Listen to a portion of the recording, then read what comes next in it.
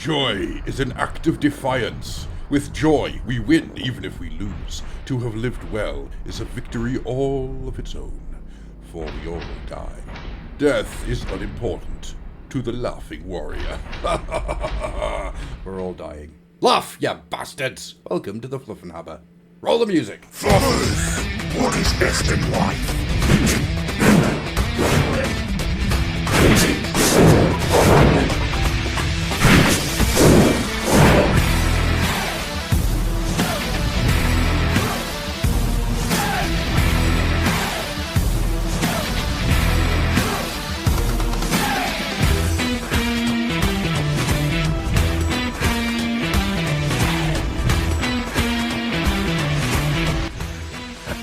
Or don't, actually. I just realised I shouted roll the music because that's what I shouted at that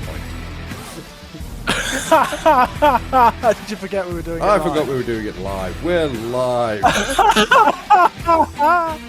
Brilliant. Love it. Love Everything's running perfectly well. Don't worry about it. I promise. Nothing's dead. Woohoo! Except Andy. Yep. Except Yay. Andy, obviously. And technically, Andy's undead, so that's all right. No, I'm dead. Don't worry Oh, about you're it. properly dead, yeah? Would you say Andy's undead, or would you just say he's unalive? Oh, definitely more unalive. Unalive. Okay. Definitely more unalive. Yeah. You know, it's in the campaign for equal deaths. Andy falls under the unalive vector. There we go. Just. I'm not the underhive though, which is No, important. you don't Yeah. have gangs of people. No one would ever want to be that, would they? Andy doesn't No. have gangs No, of people no, no, inside him fighting. No. But Well, technically, we all have gangs of people inside of us fighting. Technically, because of bacteria and your white blood cells and all that stuff. Does a zombie have all of that? Or is it just like, mites and... Well, it's like all of Reason. that, but they're really lazy and they've stopped doing stuff because They they've just also can't be died. asked, Yeah. basically. Yeah. I watched Train to Busan last night. First time ever. I finally got round to watching it after, 10 years of it being out. And it is an amazing, amazing film. It's all right. Yeah, it's not too bad, No, actually. I challenge you to watch the sequel and No. enjoy it. Oh, is it not No. good? Oh my, that sequel. Oh, oh boy. It's not got anything on the first. The first one's shockingly good. I watched it and was like I wasn't blown away by this is like No. altering the face No, of zombie movies, but but it was executed Better than well. it has any right to be, right? 100%. It actually has characters which some movies, especially horror movies, kind of forget to do, and character And journeys zombie too. films are really difficult to do these days as well. After there was that saturation period of zombie fiction in like all media, television, cinema, short fiction, it was just saturated by the damn thing. Zombie apocalypse stories were everywhere throughout that particular period. It's become very difficult to do decent zombie stories in the wake of Well, that. I think the two things you always need to have in a good zombie story is the build. The build has to be done right. You can't just go boom Yeah, zombies, and you can't have that too long between the zombie attacks and whatnot. And Train to Busan gets the build perfectly. You get those moments where you like when the little girl's looking out the window and you just see the guy running down the train platform as the other guy leaps on him. And it's just in the background, and it's so well done. And you get those like empty stations and things. Oh,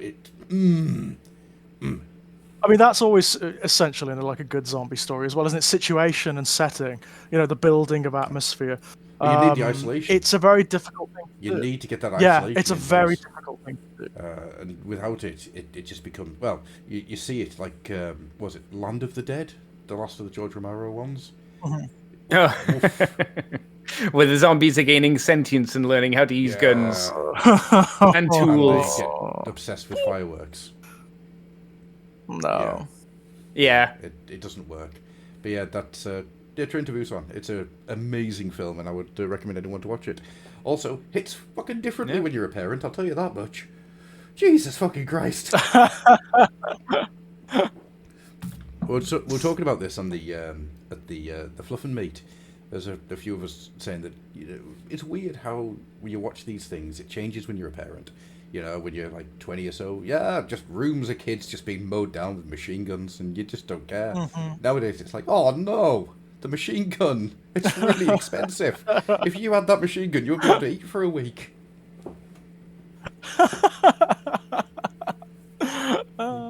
It's fun. Welcome to the Fluffenhammer, by the way. We are kind of... Hello. Hi, Hello. guys. Podcast. I am Adam, as always. With me over on this side is George. Hello. Nope. How are I things, pointed guys? that wrong, didn't I? No, the other way. That was George. Yeah, point You the other pointed way. the wrong way. There you go. didn't you? And down in that corner is Andy. Yes? No, I'm on the far side. George is in the middle. Remember, we are the bread. He is the cheese in our sandwich. Hi, I'm Andy. Not even going to comment. How does it feel? A question was asked: Are vampires zombies? No, they're I vampires. would say not.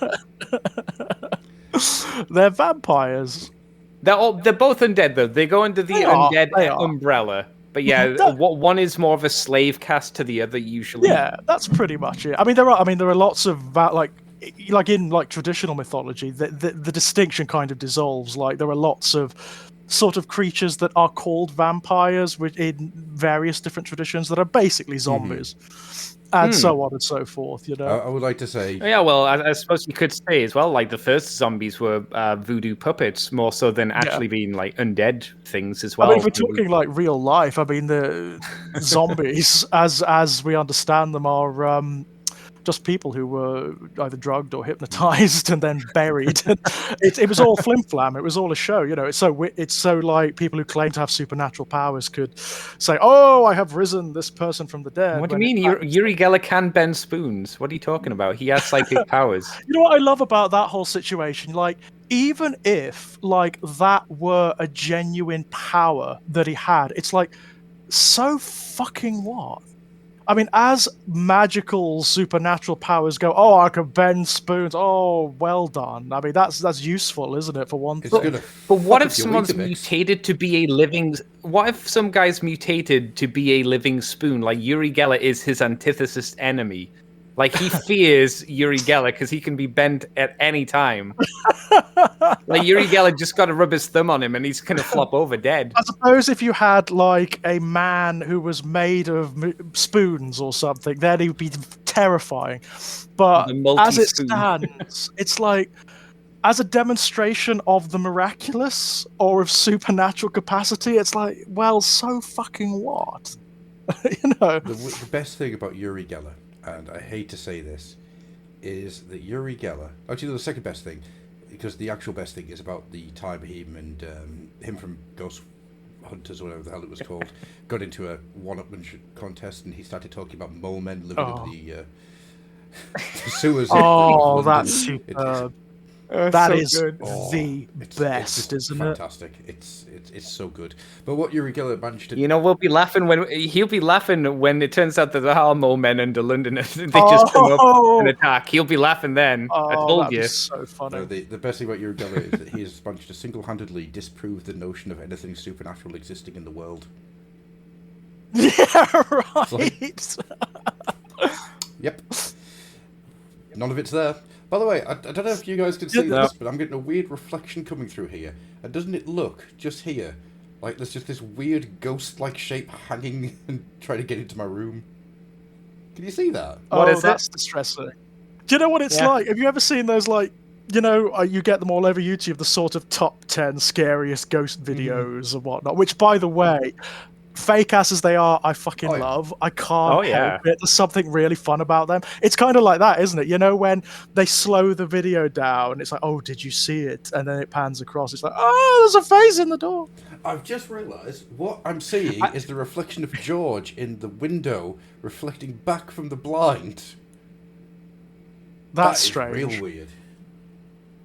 That is George, really odd. I have a question. You know how you said you like those have you seen these ghost videos? Have you seen the one of the man in his underpants who goes up to a door and farts on the door handle and it goes, did you see it? a ghost emerged from this door handle at the right moment. And in the background, it's just loud, obnoxious farting. It's aggressive. I'm going to have to send you that. That sounds brilliant. It's the most earth-shattering farts you've ever heard. I have seen the ones where like they're basically parodying that kind of video where like someone literally in a sheet will run past in the background. Did you see it? Did you see it? It's like no. It's always good when the big red symbol or the big arrow to point it out as well. When it's just a dude in the sheet, did you see it there? The big right circle. There. It's like, ooh. Don't get me wrong. Sometimes that is so effective. Like, I love the rush, don't you? You know, when you do see the face or the form or whatever the hell it is. You know, I love that stuff. I love it to bits. Fake ass as it is, when it's well done, it can be brilliant. So much fun. Yeah. It is fun. It's when it's all timing, isn't it? With those things, yeah, 100%. All timing. I mean, some of them are so naff. They really are. And when like the people who are presenting them are trying to make them out to be more than they are, it's like, oh come on, come on. What you know? It's an old building with shadows and things. Of course, it's going to make silly noises. You know. The better ones, I think, usually go for what do you think it? They say like, what do you think it was? It's like that. That's a little bit. That's a little bit like. It's not like, oh, it's definitely a ghost. It's like, it's probably not. But what do you think? Do you think it is? But that's more fun as well, isn't it? Yeah, when it's like more ambiguous, that is a lot of fun. Yeah. And don't get me wrong, some of like the circumstances can be a bit weird. You know, they can be a bit strange because they're so coincidental or whatever. But beyond that. You know, it's all very silly, but I do enjoy them, I must admit. I have, like, spates of watching them, you know? I get you, yeah. And then you get bored of them, you know, when you've seen, like, you know, about 10 or more of the top 20 scariest ghost videos, it's like, oh, right, fair enough. There's one on Watch Mojo, and it's the top 10 spookiest unsolved mysteries. And I watched that ages ago. I go back to it every now and again, because they are legitimately creepy things. It's like... some of those are really interesting, aren't they? Like the strange circumstances of missing people, and that is interesting. What the hell do you call it? The missing? Is it the missing 911? I don't think that's right, but it's something like that. There's a big forest somewhere in America, and people just vanish, never to be seen again. And there's all these documentaries. Oh, I think I've heard of that. Documentaries about it, about just like there's never any trace. Oh, that's you don't. Wow, I love that. You don't find blood, you don't find clothing, you don't find remnants of a camping site, you find nothing. Ooh. And it's interesting because it doesn't mean like something supernatural happened because the forest is so big in America. And there's so many things in those forests that can kill you. It's like anything could happen. Yeah, that's exactly it. Like I think that's the thing that makes those ones more scary, because if you are in the wilderness, it could literally be anything, or it could just be the ritual, like the movie, and you just get swept away by a Norse god. It could be an elder god, right? Who knows? It could be an elder god. You know, it could be the Jersey Devil, even. It could be the Blair Witch. it could be those... But that's why the idea of like Sasquatch as well keeps going around, because there are so many big forests and woods and jungles that we're still discovering more and more species. Across the years. Certainly in like the US, most of those like those rural myths are about exactly that, aren't they? They're about like the vastness and the hostility of the environment, right? Yeah, if you said Sasquatch was in the UK, I'd be like, I don't know, bro. Probably not. Yeah, probably not. America's got enough big ones where I could go like, I can see that. There is a Sasquatch-like creature in, I think it's Norfolk. What's it called? It's something like the stink ape. No, it's not the stink ape. Oh, skunk ape. Skunk ape, because that's Florida. That's brilliant. That's just Florida. But what the hell was it called? It was like the Stink Man or something like that. And Stink Man. Can't remember now, but there's definitely one in like Norfolk area. And of course, we've got the big cats. There's always big cats in the UK. Yes. Well, that is at least believable, isn't it? You could sort of, at least that they are not cryptids, right? They're not like a supernatural being. It's like, oh well, I could sort of half believe that there is some, like, I don't know, hybrid cat creature out there. What I really like that's doing the rounds at the moment, it comes out of Pittsburgh. It's like the Pittsburgh Walkers or something like that. and it just looks like a pair of trousers just walking down the street. Two glowing eyes. It's really strange. It's That's. fun. I mean, if you saw that, if you're going to see a cryptid or something, and you saw just a pair of trousers walking, you'd be like, oh, for fuck's sake, can't it be like a proper skinwalker or a werewolf or something? No, it's got to be a pair of bloody Just a pair of trousers. Levi's coming to get you. Be something interesting. To be fair, if you were going off Japanese mythology and yokai sightings, technically you could see a pair of pants walking around. Since there are like the Japanese, and it was one of those things that the Japanese believed that if you were attached to a pair of items, they could impart some kind of life to them. And if it was something you really liked, you'd have like little ceremonies to burn those things away. You'd take them to a shrine and burn it to release the spirits. It's kind of interesting. Just put a that is fun, in the chat that there's just a big ditch full of trekkers, and I like the idea that there's like wormholes all the way through And it's just forest, piling and they'll up. just drop into the same ditch. Oh my god! The notion that it's the same ditch, I think that's brilliant. Just this one massive ditch. Just slowly filling up. Yeah. It's just raiding people constantly. So eventually, someone's going to fall into it and be okay, right? Because they're going to fall on like a cushion of rotting bodies. Tumble all the way down. I'd just be like, Yeah. I can climb back out now. Yeah. I wonder how many bodies would that take? How many corpses do you need to take before you can survive certain amounts of fall damage? Has anyone tried that? No. Is that an experiment someone's done? Probably. Well, it depends on how Wouldn't fast you're surprise traveling me. and how far you're falling. Well, like if you're in, you can go to these places in the UK and America where you got the trampolines and you've got the big soft pits that you jump into. Yeah. You can use a trampoline and bounce into a soft pit. How many dead corpses would you need to replace the styrofoam blocks for it to be okay for you to do that? Out the PSI of a styrofoam block compared to the PSI of a dead human being, and then just work out how many styrofoam blocks per human person. The problem is, of course, that human beings have bones, and the more that they rot, the less bouncy they become. So what you really want is fresh. It is inconsiderate. To land on. I feel this is a rabbit hole, No, it's a ditch. It's an interesting discussion topic. It's a ditch, yeah, it is. If it was a rabbit hole full of corpses, ditch. then it's a really simple one because you've got one corpse. Rabbit holes ain't big. But, it might not be so simple because we might be talking about rabbit corpses and rabbits. How many rabbits can we throw into a rabbit hole before it's safe for a rabbit to survive a drop? Did you know? By the way, it's a Games Workshop podcast. It's Halloween. It's nearly Halloween, so it is. You're right. It's on topic. So, it is actually. I suppose it's seasonal, isn't it? Did you know that if a squirrel fell out of an airplane, it would starve to death before it would die? That's very scaven. Does the black hunger take it? It's because, one, squirrels don't eat very much in a single eating, and two, their terminal velocity is very, very low. So they would take a long time to drop. So, yeah. That's terribly amusing. In a very macabre, morbid way, but it is terribly amusing. What falls faster, a squirrel or a feather? A squirrel. I thought you were going to say what falls faster, a squirrel or a ferret, because they're very similar. I don't know what the terminal velocity of a ferret is. I was going to say... Does anyone have an airplane license and a big bag? And a variety of rodents. Yeah. A variety of rodents? Oh, a speed gun. You need speed gun as well. Oh, yeah, true. Well, you need two airplanes, one higher, one lower. One person in the higher airplane just throwing rodents out of it, and then the person underneath it with the speed gun just zapping the rodents as they go by. And then Easy. You find out how fast rodents fall. I bet you a rat will go into the ground like a dart.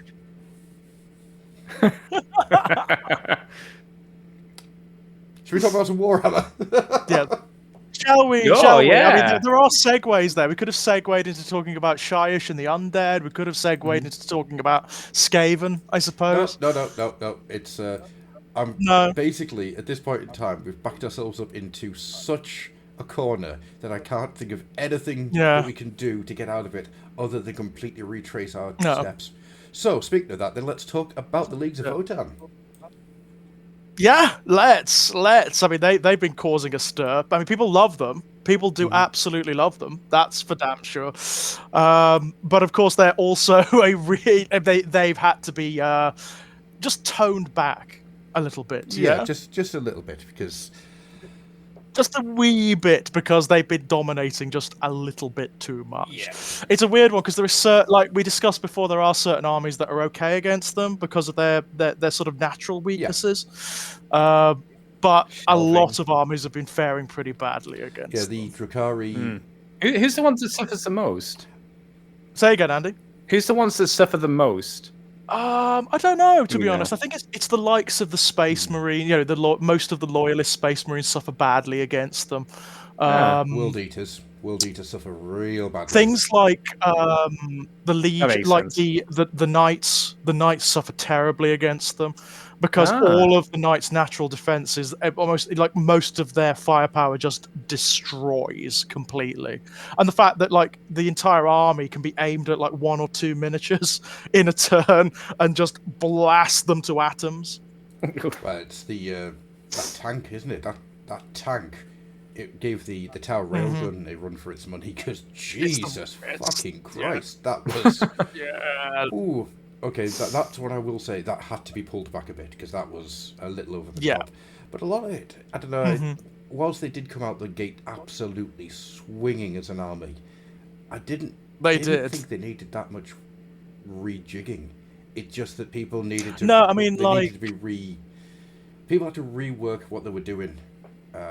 Because we had a similar thing that happened with the Tau, and the Tau. I mean, they haven't been nerfed to any degree like the Votan have, but people have learned how to work around them. We had a similar thing with the Tyranids again, who were nerfed a little bit, and again, people have learned to work with them, and that does seem to be happening. I mean, what I will say is I do like the fact that Games Workshop are responding dynamically, because that wasn't a thing once upon a time. I mean, before we came on air, we were talking about the I believe it was 5th edition or 4th edition when the Matt Ward Grey Knights our hit, Lord and Saviour, and it was that codex. I mean, forget the Leagues of Votan in 9th edition. That codex was ridiculous, utterly ridiculous. The Votan do have inbuilt weaknesses, even out of the gate. They have inbuilt weaknesses. The Grey Knights back then didn't. They were just absurd. They were just the most absurd things imaginable. And back then, of course, the response was tough. This is the way it is for this entire edition. Well, not just the Grey Knights. If you remember that era, the Matt Ward Ultramarines Codex. Do you remember that? Yes. Oh my sorry. God. Our yes. Lord and Saviour, Matt Ward. I'm going to make that stick one way or another. Where they had everything, right? So the Ultramarines, the Ultramarine Codex had everything that every other army had, but better. Yeah. And of course, the one army that could really rip apart all the Space Marines was the Tyranids. So what happened to them? Yeah. They got nerfed. They got absolutely big style. Making the worst Tyranids. Like ripped. Well, they got gutted, didn't they? They got just comprehensively gutted. The only other time I can think of where that was so profound was when we had the 3.5 Chaos Space Marine Codex, where everyone was playing Iron Warriors and Emperor's Children because they were just amazing. And when the next one came along, just everything fun about the army had been taken out. Like they just went too far, They could have balanced the basis of that codex quite easily just by tidying up a few things and limiting a few of like the options that you could take. Instead, they just took everything out. Like literally everything. The 4.0 Chaos Space Marine Codex still stands as one of the worst products Games Workshop have ever put out. Definitely one of the most hated. I will say that the 4th Ed 4K is the worst era for Games Workshop, full stop. It was pretty bad. That was when I dipped out. That was for sure. Shit that those books did, it's just, they're unplayable in a lot of ways. Well, I mean, not to moan too much, but like the big problem 4th Ed had was that every codex was a different format. There was no standardization at all. So you had that weird minimalist period where you had the Dark Angel and Chaos Space Marine codices that came out together, and they were so pared down from anything that had ever gone before that they felt almost like a board game set of rules, you know? And then very shortly after that, you got other codices that were completely different. Like completely different, like the Astra Militarium one, for example, the Space Marine Codex from that era, that was completely different. Necron Codex. So there was just no. If you were playing like Chaos Space Marines back then, you were screwed. You were just shafted against the vast majority of armies. It just wasn't fun, you know. No. Was Wood the reason why Ultramarines became the poster child? Because obviously, like back in second edition, the box set was, Blood Angels. Blood Angels, right? Kind of. And Yes, then the that third was- box was Black Templar. It was and, Black Templars, yeah, that's right. So was it around that fourth edition and then onwards, it just became Ultramarines and that's it? That's a shame. And don't get me wrong, I mean, like, some of the stuff that was done for the background of the Ultramarines was actually really good in that era because it made them interesting. You know, it gave them all of that weird sort of like false Greco-Roman stuff that they have now. It expanded their background massively, which was interesting. It made them more than just the Blue Marines, right? It's just that to the deficit of everything else was the problem. Do you think it would have been better if they continued on just mixing it up for each edition? Like they switched it for like the Imperial Fist for 6th and I don't know, the Dark Angels for 7th. That would have been fun. I mean, I understand why the Ultramarines are the ones who are on the Codex front cover, because they kind of are the Prime Legion. You know, they are the biggest and the most successful of the Imperial Legions. In the same way that the Black Legion are the biggest and most successful Chaos Space Marine Legion. You know, it makes sense for them to be on the cover. But even so, it's as long as it's not to the deficit of everything else, it's fine. Do you know? remember what was in the Space Wolves part of the Codex at that point? Didn't they say something like the Space Wolves aspire to be like the Ultramarines? And it's like, no, they don't. No. No, they don't. It is like the most tonally incorrect thing I've ever read in a Games Workshop publication. No, they don't. Yeah. The Space Wolves aspire to be as good as the Thousand Sons in Sorcery. X for doubt. No, it was a really weird book. But it was a weird era, to be honest, wasn't it? It was a very weird period of the game. That was also the point at which they did that weird marketing thing where they were separating armies out from one another, and it didn't work. So you had whereas before you could take Chaos Space Marines and Demons together, they split them apart in that era. So you had Chaos Space Marines over here, Demons over here, but no way of bringing them together. No mechanism, no ally system back then. So there was no mechanism for incorporating them together. It was so weird. It was such an odd decision. Big Swinging D on the chat. I'm only telling you this because I can say the name Big Swinging D. It says there's no consistency between 4th and 5th. There was no consistency in 4th or in 5th for that matter. And no, that's true because nobody knew. 5th was weird as well because 5th was like it was very much like 9th is to 8th. You know, it was a very, very minor change. And most of the codices from 4th just carried over to 5th. Well, do you remember what the biggest problem with 5th was? They started doing Armageddon. So you had this rule set that was still dedicated to small numbers of armies. And then, all of a sudden, you're... Oh, you mean the Apocalypse battles? Sorry, did I say Armageddon, didn't I? Yeah. You said Armageddon. I was like, what?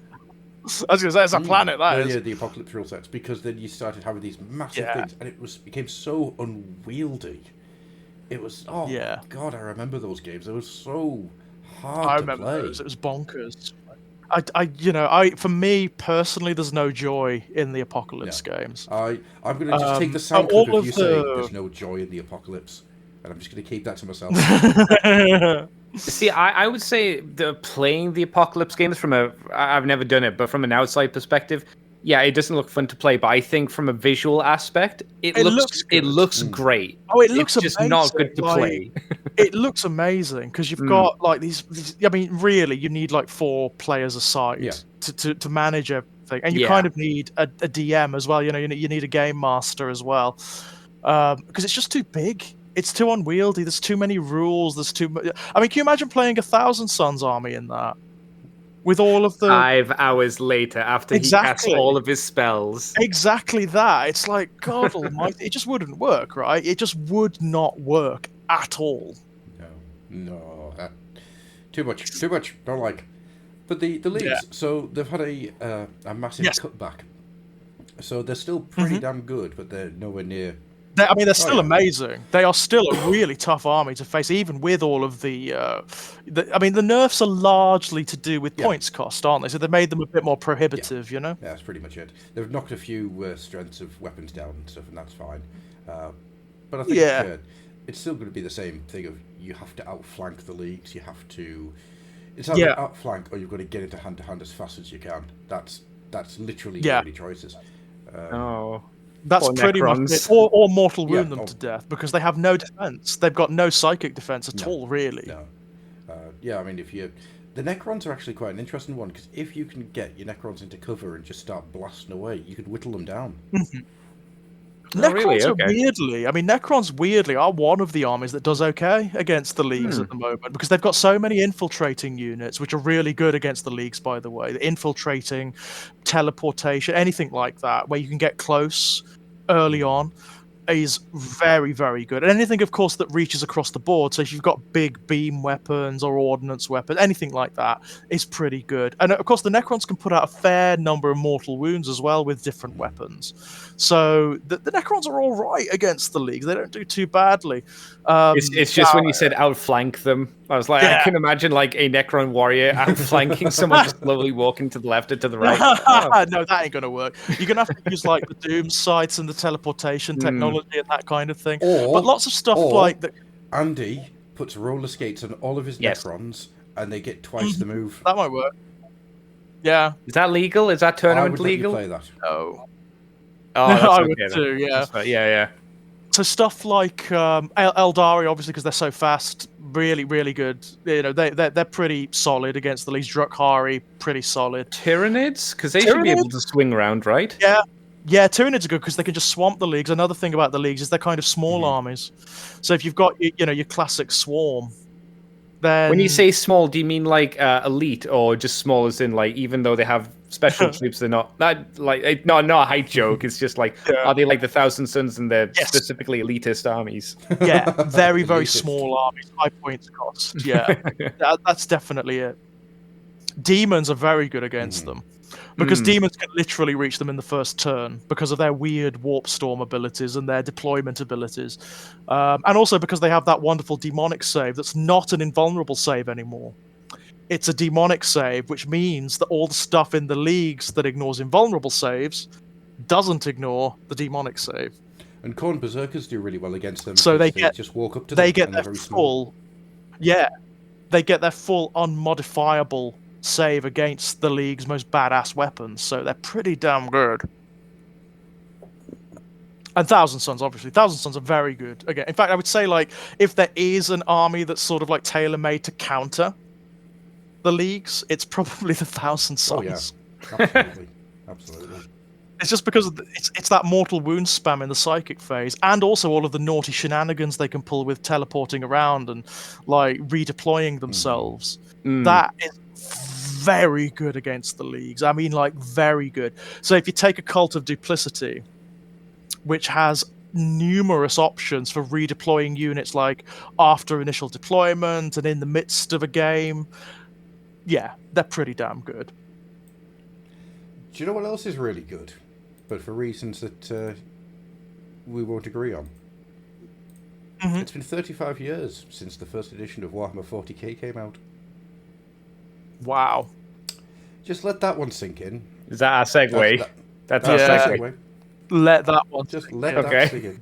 I mean, it's been 35 years. I mean, did you come in on during first edition, no. Adam? Were you playing during first edition? No, I came in with kind of, sort of. So you know that bit when the majority of Rogue Trader was just happening in White Dwarf.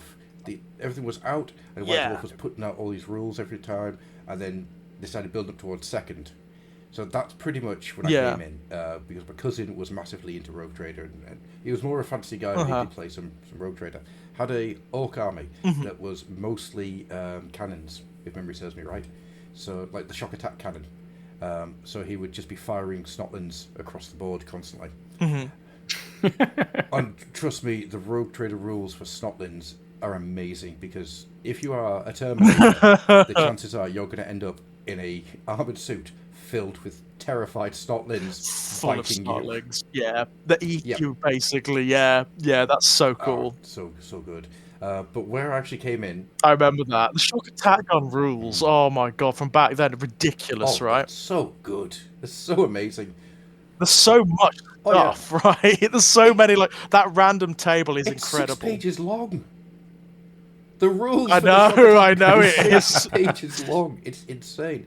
I can tell you the exact point I came into 40k, which is a real weird sentence, and it's when Gene Stealer was released for Space Hulk. Oh wow! So that would be 1991, something like that. Yeah. So that's the point I came in. So just before second comes in, just before fourth ed fantasy battle comes in. It's a really weird time. In fact. Yeah, it was a weird time. I mean, like, Daffyd says virus weapons anyway. It's like, do you remember them? There was a report in, I think it was a second ed report, actually, but virus weapons were still around in second ed. There was a report in White Dwarf, it was actually published, where a viral weapon wiped out, like, half of an army in the first turn. Well, they are pretty effective, according to the Horus Heresy books. Oh, they were ridiculous. Back then, they were ridiculous. Do you remember vortex grenades? Oh, I remember vortex grenades. The little template. Yeah, 50 points they were. 50 points. You could arm your character with a vortex grenade, and if they chucked the vortex grenade, it would stay on the battlefield for ages, and it would absorb everything around it, just automatically killing everything around it. Bonkers stuff. Was it D3 strength or something like that? Oh yeah, now they're just like, you know, they're I mean, obviously they couldn't be as they were, because it would be absurd. It would be ridiculous, and they were absurd and ridiculous, you know. Yeah, I mean, there's a point in the chat that's just been made. Do you remember the self-detonating Thunderhammers? I do, yes. Amazing stuff. But then that's because Rogue Trader was as much a role-playing game as it was a tabletop strategy game. Oh yeah. Well, it was mad, wasn't it? It was beautifully mad. It was... Oh, it's so wonderful to look back on every now and again. But yeah, so Games Workshop has decided that it would be a really good idea to just announce and celebrate the fact. So they've done so with a load of things. You know, there's... it's actually tomorrow. Yep, tomorrow is the actual day that's celebrating 35 years. So that's Sunday the 8th of October. Oh, is it tomorrow? Oh, awesome. Wow. Oh, yeah, I don't know if they've actually got anything planned for tomorrow. I don't think it's any... Are they doing any special events for the stores or anything? Not to my knowledge, actually. Wow. I thought they would have pumped out just like a mini or something. Yeah. At least one. No, there's not. To my knowledge, there's nothing. Unless... That's surprising. That is surprising. Unless they just, like, announce something like tomorrow. If you go down to your store today, you're in for a big surprise. But...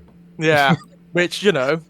Modern Games Workshop, they might. Yeah, Who knows? They don't. They can't afford to do anything now for the rest of the month. But, you know, but we'll see. So yeah, so they've been doing a load of stuff.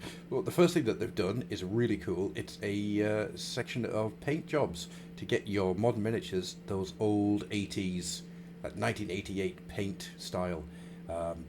Andy's shared a few of these types of paint jobs with me recently, and I cried.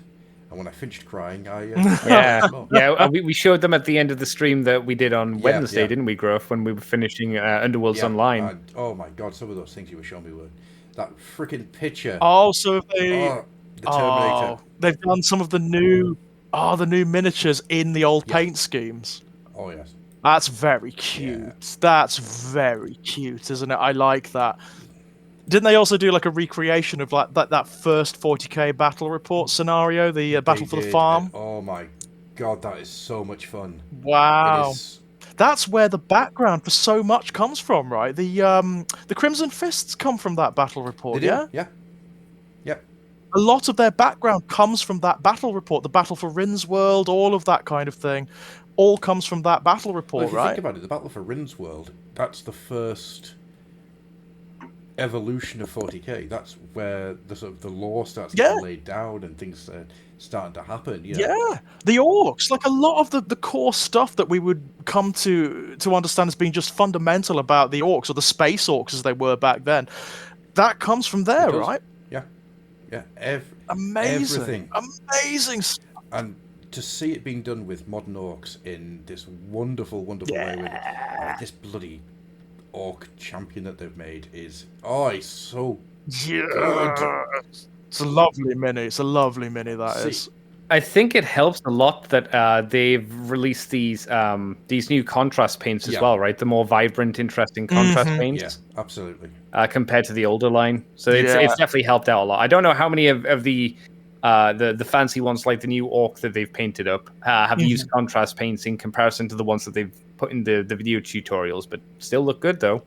It does look good. It does look good. I mean, I love those Tyranid warriors they've done in the very old Tyranid warrior scheme. It looks really good, doesn't it? Brilliant, and I don't understand why things. It really does. That is what Tyranid should look like. They look great. I've got to say that is a very, very effective paint scheme. Yeah, and it looks like a really easy one to try and replicate with the current contrasts. That was a bit of I can't think what the red is now, but I know exactly which red it is. It's Evil's.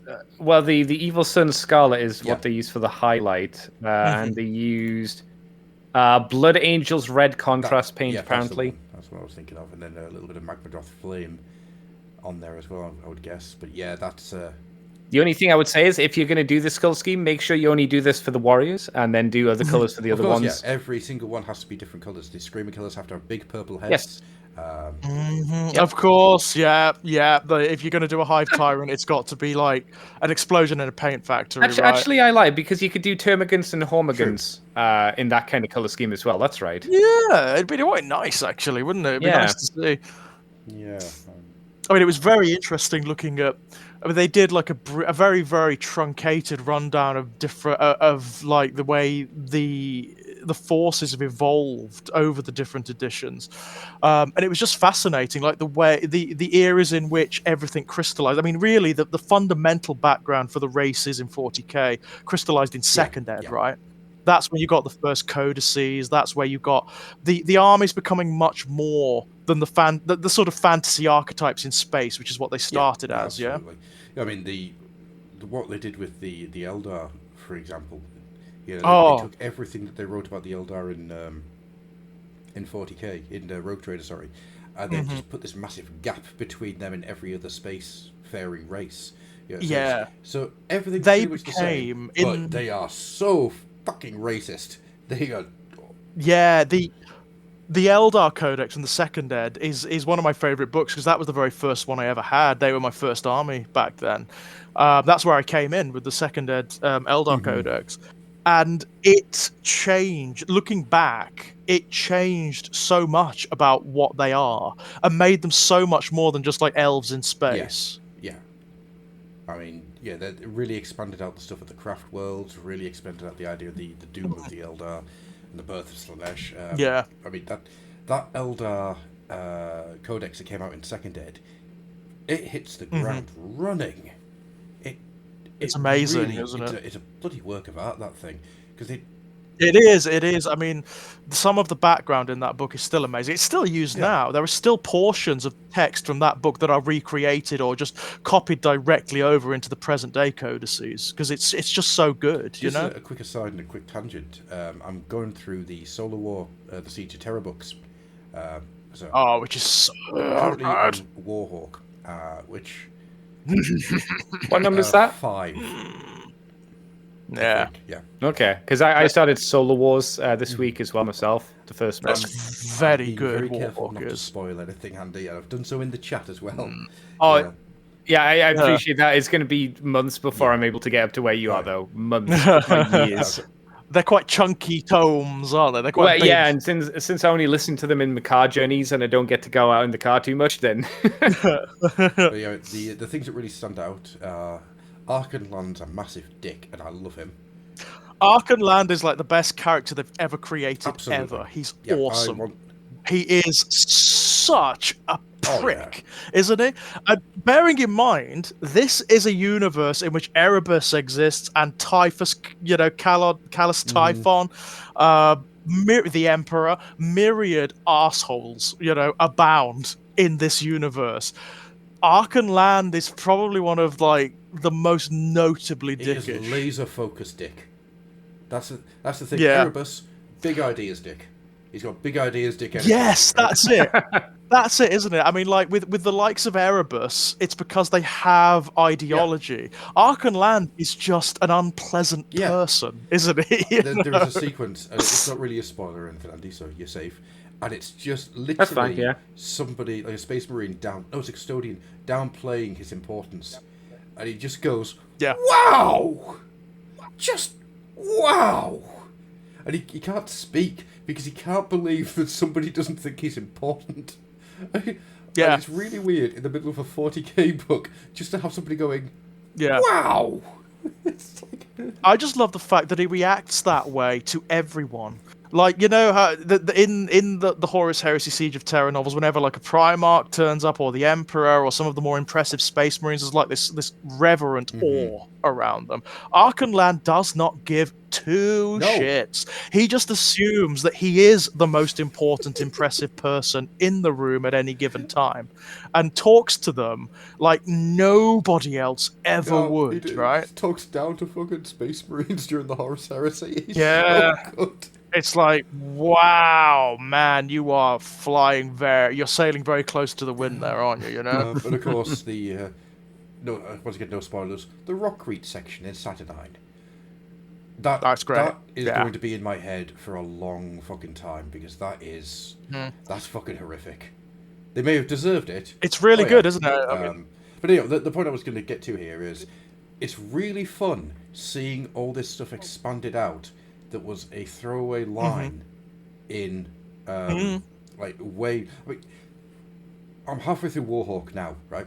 So if I say I've just passed the orbital platform moment, I'm not gonna lie, I got a little choked up because holy shit, that's fucking hell. That'll get worse, actually. There will be stuff that is really, it's stuff that's been building up since the very early Horus Heresy novels that is actually tied up in these books. And that's very cool. That is very cool. I mean, I'm reading Echoes of Eternity at the moment by ADB, and that's probably the best Horus Heresy book, full stop. I've heard that.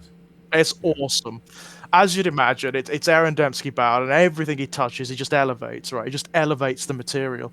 This book is something else. Have you read the reviews from people who don't necessarily read 40k or even like 40k? Yeah. And they're loving this book as a bit of just like sci-fi, as a bit of science fiction. It is really, really incredible. Are they able to get it? Say they haven't had the build-up and don't know the characters and the setting and stuff like that. Are they able to get it?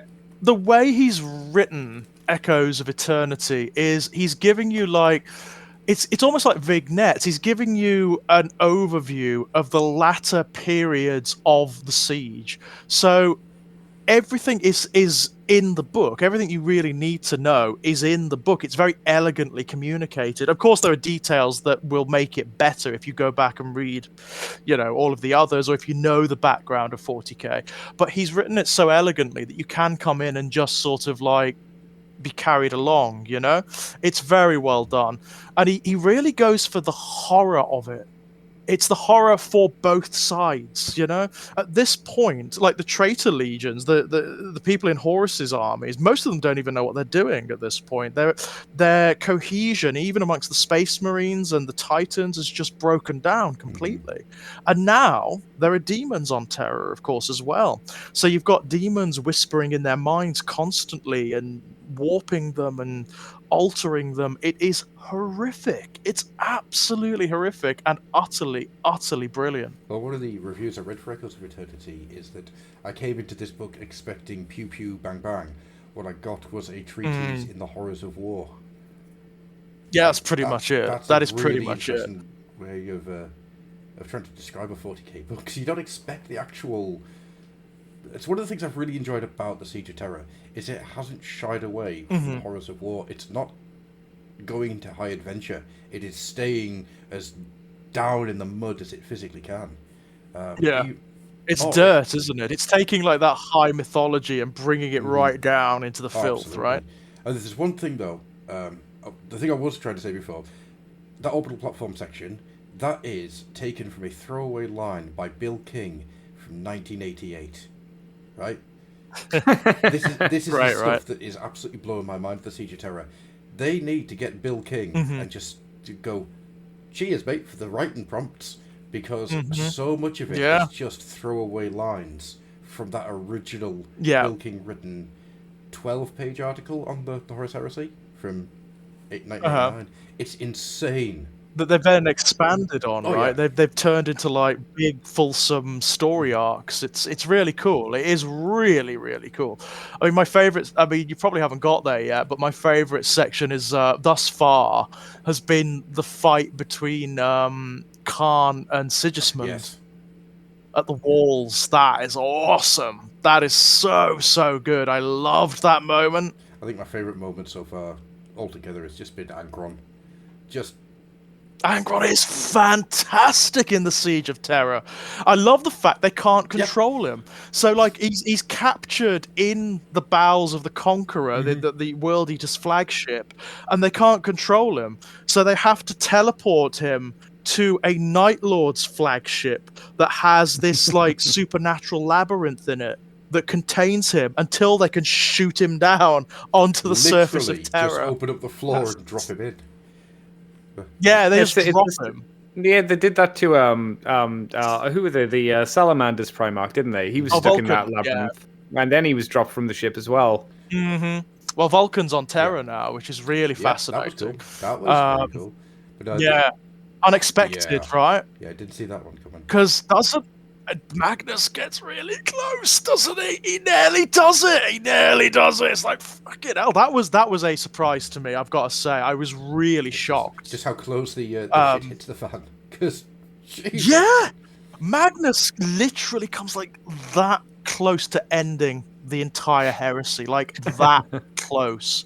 And if it weren't for Vulcan, it'd have done it. they're so good. They're so good. The Siege Yeah, of Terror. it's, The Siege of Terror has blown everything else the Horus Heresy's done out the water so far. Yeah, it really has. I mean, like the quality of the writing is just I mean, amazing, right? I would never have expected to have got into these books coming out loving the White Scars. No, they're great, aren't they? They are really, really Khan cool. is amazing. Not Khan, the Khan. You know what I mean? Although saying that, You got yeah. fucking Khan the Betrayer. Well, yeah, Nah. Khan the not Betrayer yet. He's yes, he is amazing. He's just. He's Did you not enjoy the Scars book? I did, but it's a weird one. It didn't have as much the impact. White Scars Do you for me not think? they've always felt like they're just there. Yeah, they're cool. Because I think I remember the White Scars book. Scars wasn't too bad. Who did that one? Was that John I French? cannot remember. That was I cannot remember off the I'd top have to of go my back and head. look. Hmm. No, I mean, it was a good book. The one where he fights Mortarion in the ruins of Prospero. That was very good. I think that was John French, Andy. I think you're right. Yeah, that was very, very good. Yeah, the Yagadai Khan is just like, right. Yeah, it's a weird one. My favorite Primarchs right now are Yagadai Khan and Vulcan, and I would never have seen that coming. I would never have seen me fall in love with those two characters, and I really have. Also, Dawn, Rogel Dawn is a badass. Yeah, he's ace. And it's not just because he's sitting there making all of his plans and everything. It's the fact that he's got these wonderful little ideas, like, if I'm getting too close to a situation, I'm going to go for a walk. It's yeah, it's really cool. It is really cool. I mean, what ADB emphasizes about him in the Echoes of Eternity is that he is operating now at the tail end of the siege, where it is failing. I mean, everyone, it is at this point, everyone, it is just a case of holding up the traitors as long as possible, because they're going to get in, they're going to destroy everything. That's just the way it is. He's already made that calculation, you know?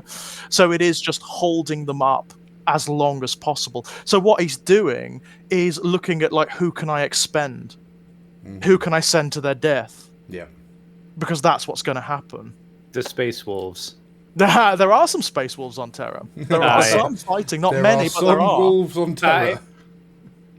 There are a couple, not many, but they do exist. It was apparently Chris Wright who did the White Scars book. Was Scars, it? Yeah, Chris Wright apparently. is good. I like Chris Wright's stuff. Does very good Death Guard books. Very good Death Guard books. Also, Mortarion is absolutely ace. It's just... Yeah, Mortarion is fabulous in the Siege of Terror. He's really interesting. You haven't finished it yet, Adam? I've got about a third of the book to go yet. Give it right, so I won't say them, but there's a bit coming up that is, wow, it's fantastic. It really is cool. So, you know, I mean, in Echoes of Eternity, I think I'm about 2/3 of the way through, and it's incredible. I've been reading it like every day. It's a massive book, by the way. It's friggin' huge. Even for the Siege of Terror books, it's enormous.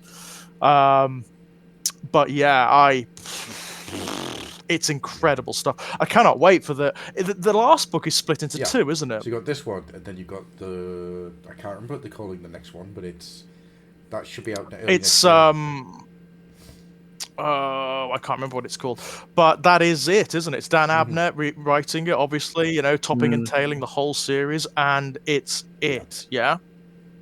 Unless they do what they should do and go back and rewrite some of the books that aren't very good. That would be grand if they did. Fix the Galaxy Burns.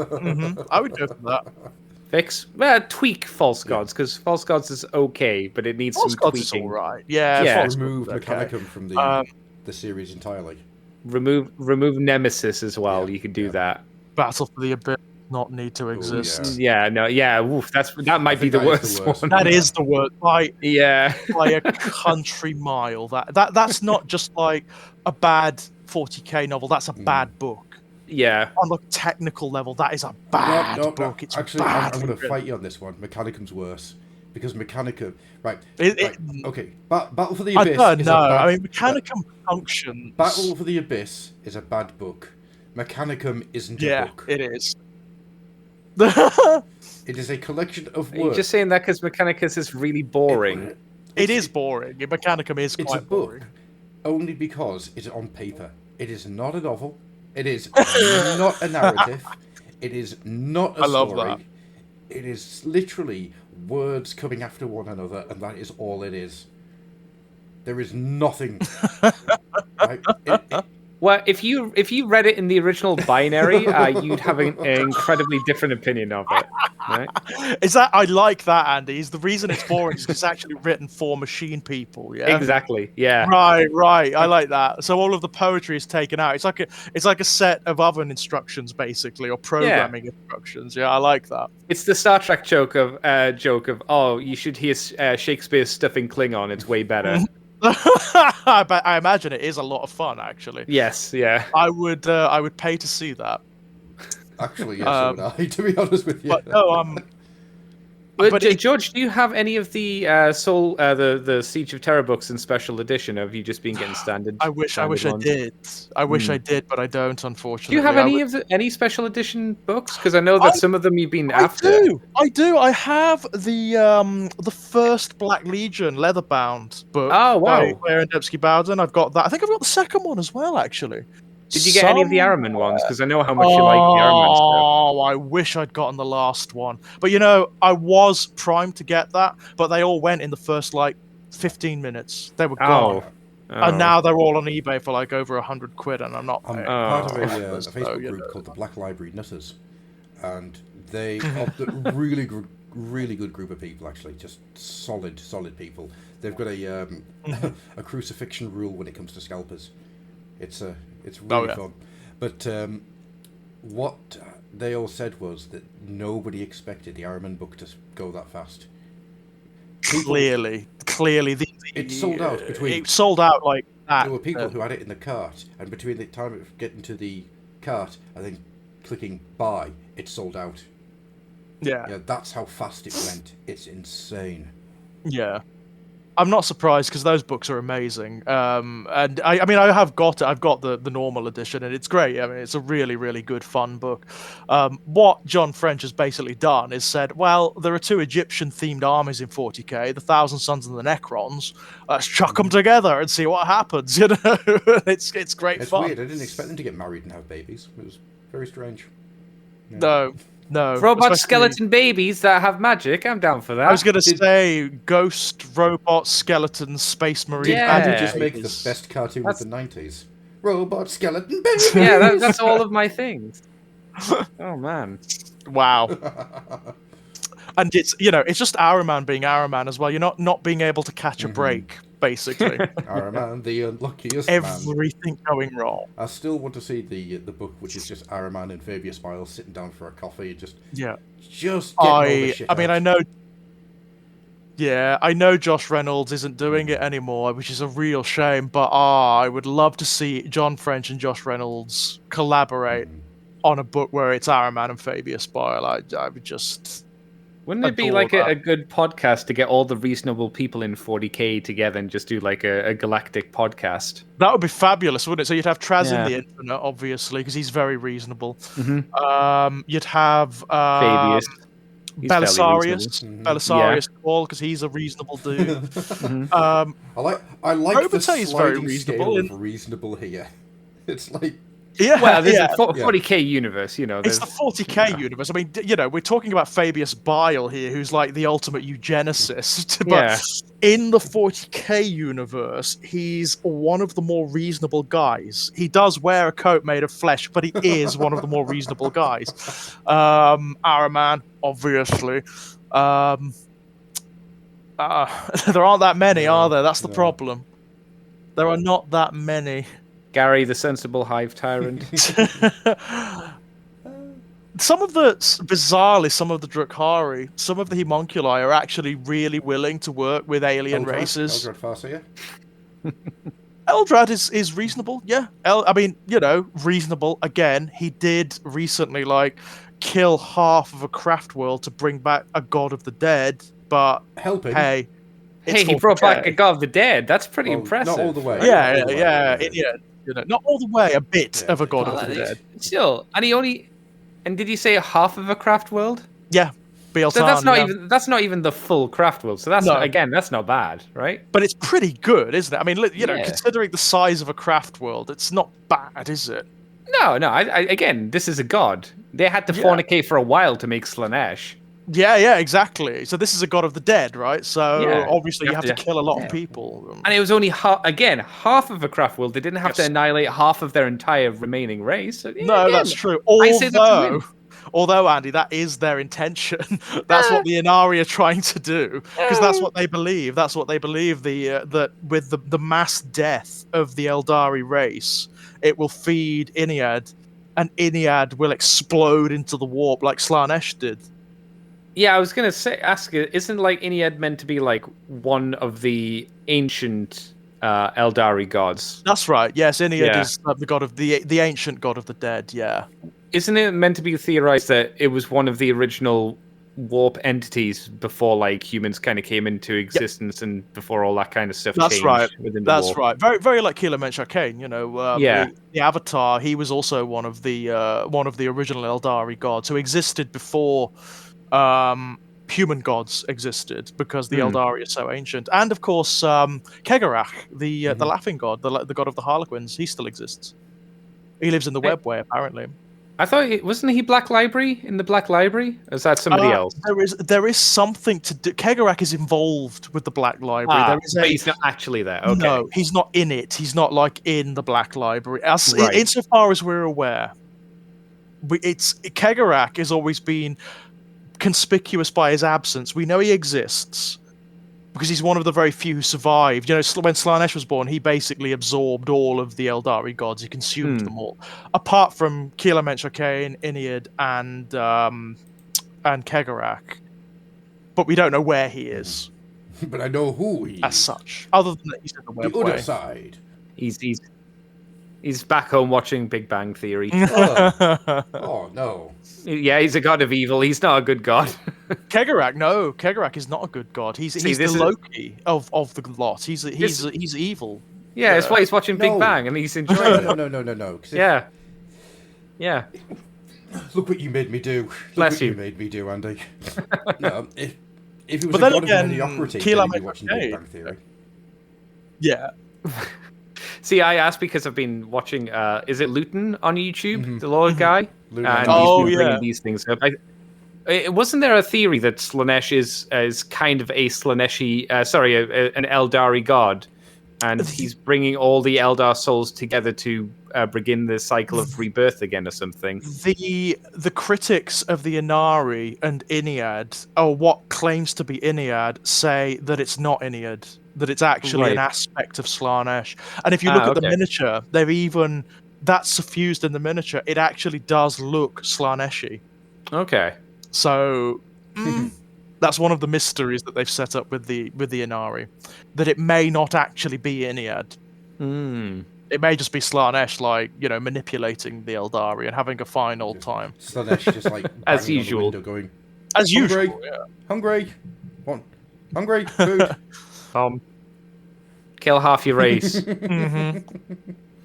Do it. Because of course the Inari don't use spirit stones either. In the same way, no, they don't need to. No. According to their own law, they don't need to because Inead keeps their souls safe from Slaanesh. That's right. Yeah. I'll keep Apparently. it safe, he says, with a knife and fork. Little pig, let me come in. Remember, all this could have been avoided for the most part if the old ones had just helped out the Necron tier a little bit. Yeah, it's true. Not being assholes. Exactly. We're not going to give you immortality. We'll make a new race and give them immortality, though. The old ones are complete bastards in the 40k universe. They really are. I thought you were actually going to say this would all be better if the Eldar just realised need to stop fucking. Just for a little while. Just need to stop. Yeah, but when you're a young teenager race, and your hormones are going, you're not going to listen to your mum and your dad, are you? True. I still say the Necrons are the goodest boys in the galaxy for the most part, because my description is, okay, guys, you go to bed tonight, right?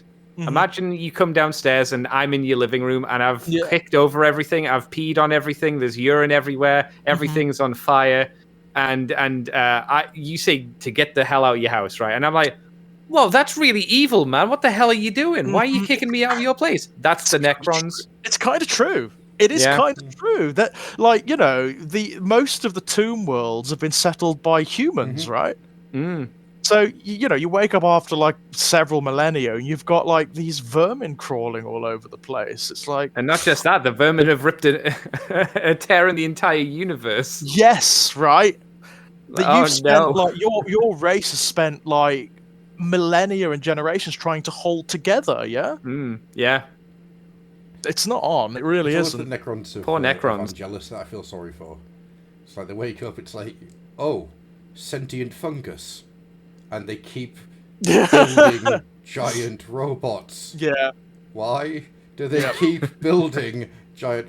That's Bob. They have used part of Bob's flesh to make that robot. That's, I would like to see the Necron... I've always wanted to see Gorkamorka get returned.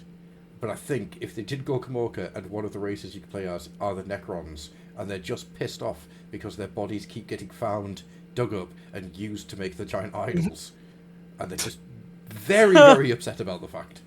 That would be amazing. Yeah, or I like the idea that incorporated into bits of machines or something, like orcish machines. You could do a really cool like new miniature range for the Necrons where they're like these junk machines because they're kind of built, like Gruff said, built into the orc machinery. So Yeah. all of these just like signpost Necrons and barrel Necrons and just I love that idea. Necrons who Like, are wheels. man. as a Necron army, actually, it's a really cool idea. So maybe Necrons Yeah. that like haven't phased out properly, or they've got lost on like a world, and they've used bits of different materials to repair themselves.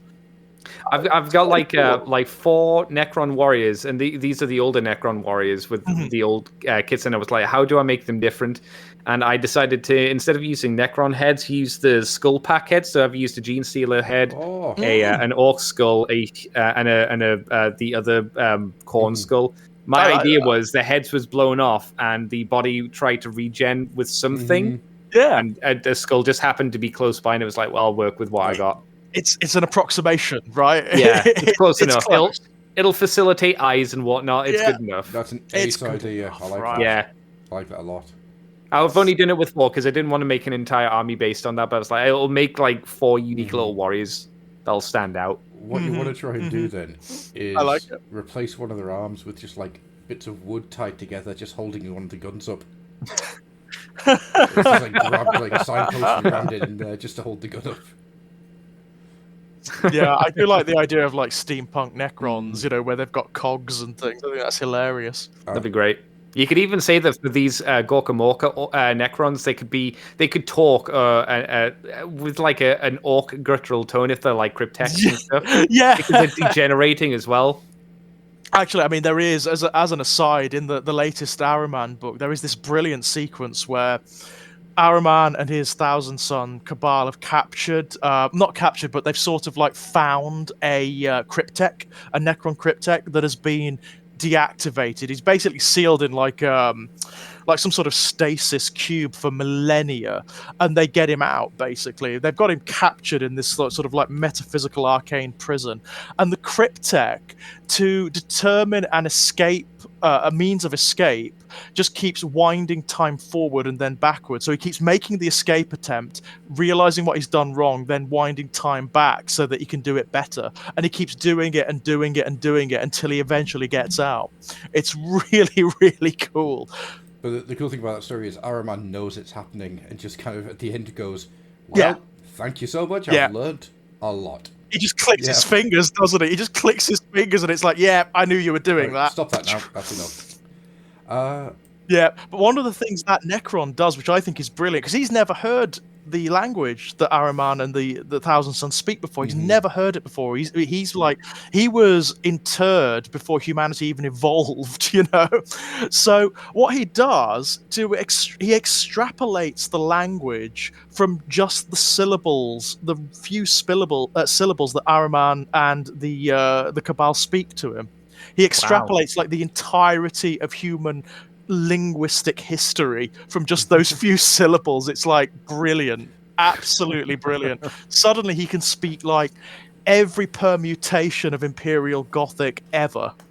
Wow. Perfectly. I want one that is that just based on its knowledge of other races and how language in general? How language evolves? Yeah, he uses like Yeah. an algorithm basically to determine how fantastic. language evolves. Yeah, it's a That's great great. concept, right? What a wonderful notion. I loved that moment. Loved it to bits. Have you read Reign and Ruin yet, George? No, which It's one's the one about that? the Necron dynast who comes back to his throne and the Flayer virus has taken all of his people. Is that the first one, or is that the second one? I think it's Ruin is the first, Reign is the second. Okay. I think I've got that the right way around. And then the second book is him taking the reins and going off.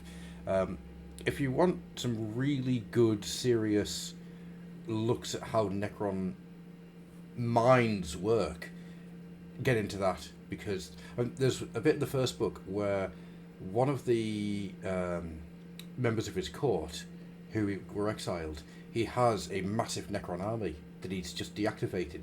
They're all in sleep mode. And he spent all this time carving in their entire life histories into the metal for each and every one of them under his command whilst they're sleeping. That's and brilliant. He's done it because you have to have a hobby.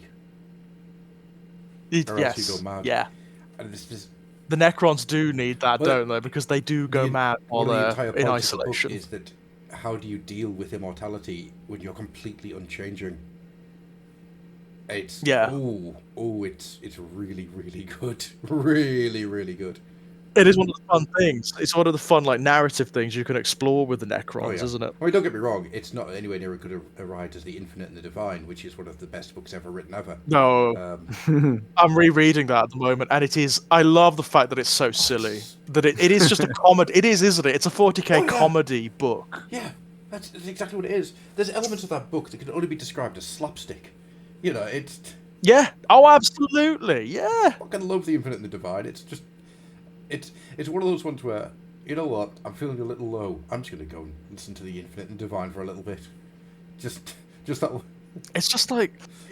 It's Trazin's attitude to everything that I like, where he's just so, like, bored.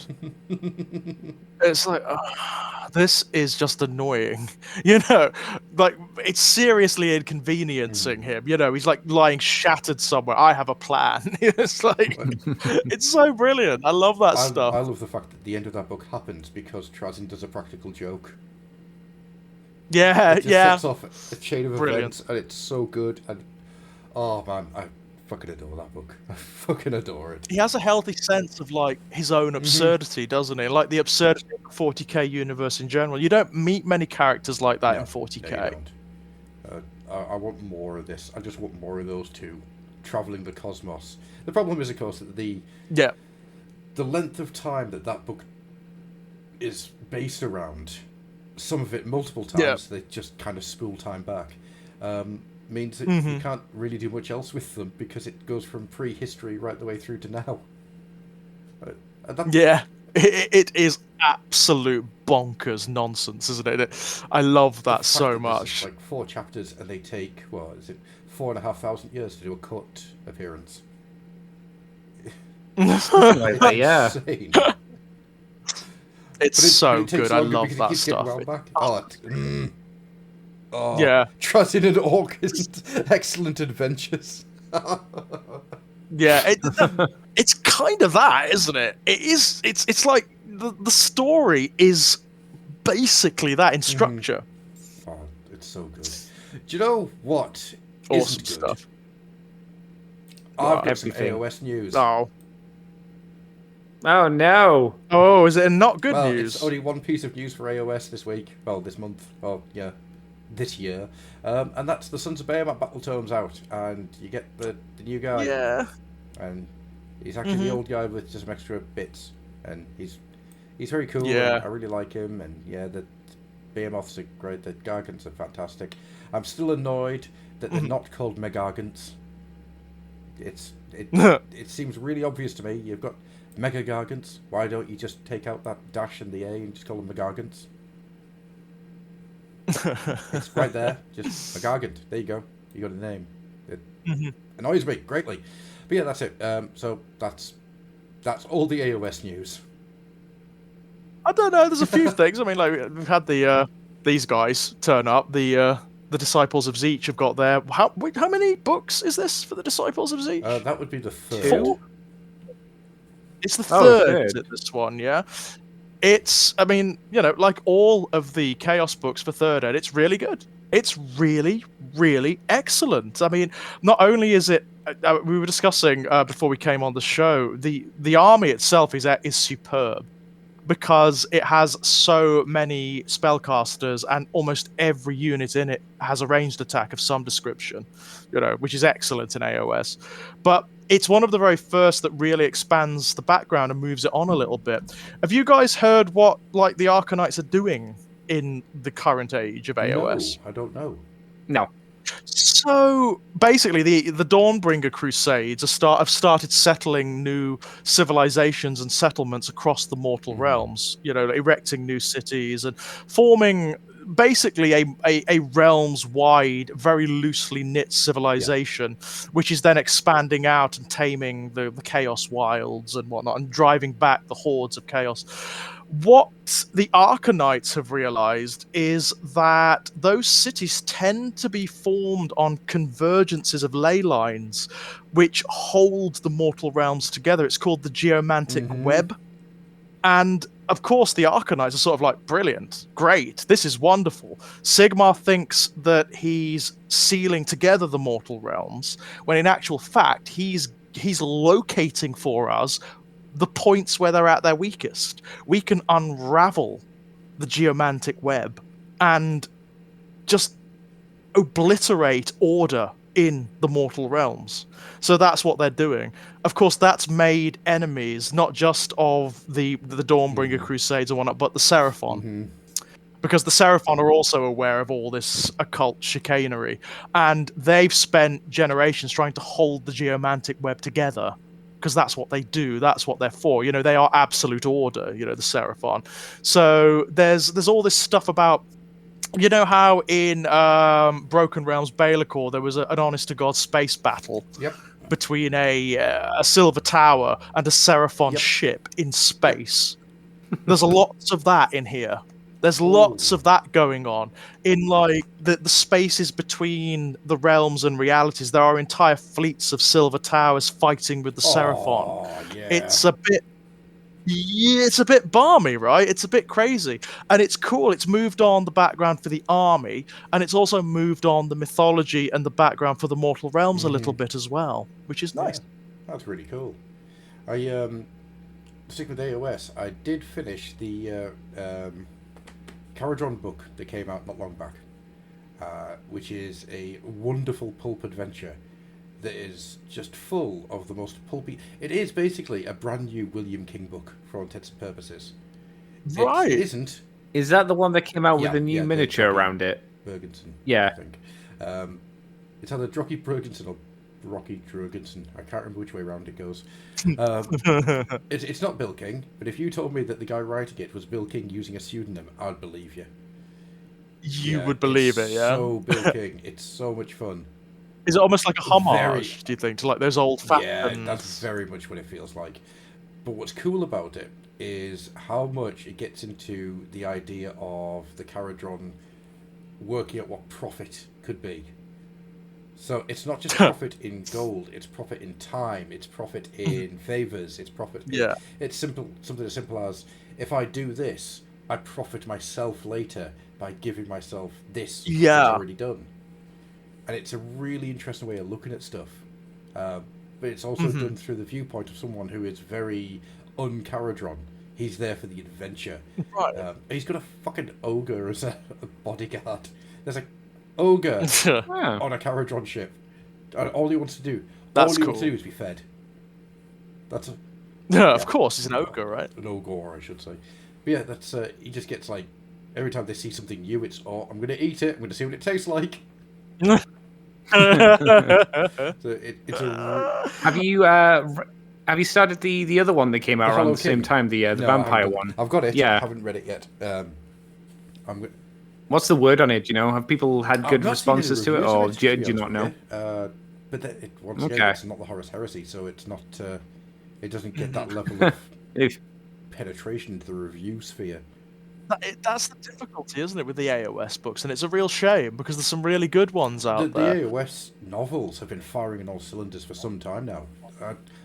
I mean, the only one I can say that I haven't really enjoyed, like I haven't thoroughly loved, has been Godblight. And that's not because I haven't enjoyed it, it's because I've really struggled to get into it. So it's one that I think I need to be in the right mindset to go, right, I'm now going to sit and read the first book that's a fucking doorstep, and it is only the first book of a trilogy. And I know, because I mentally know that it's going to be that big, and it's a brand new thing to get into, my brain just kind of goes, oh god. So no time for that. To wait until I've finished the Siege of Terror. Once that's done, go back to Godblight and then try that. I think it's just What's Godblight based around then? What's the premise of Godblight? It. So you don't even know what it's about. Every time I look at it, my blood runs cold. I mean, it just goes. Have you seen how big this book is? I know it's a big one. One. It's up there with the Echoes of Eternity. Yeah, it is big. It's a big fucking book. Yeah, like huge. Yeah, they do like their huge, hefty tomes at the moment, don't they? Absolutely. That seems to be where Black Library's heading at the Hang on, moment. let me go back, and I'll tell you actually what I have gone through recently, because there has been some really good ones. So I've got the Hollow King, Overlords of the Iron Dragon, which is fairly decent. The Argonaut's Oath, that was the book I was talking about. That is really good, and I recommend everyone do it.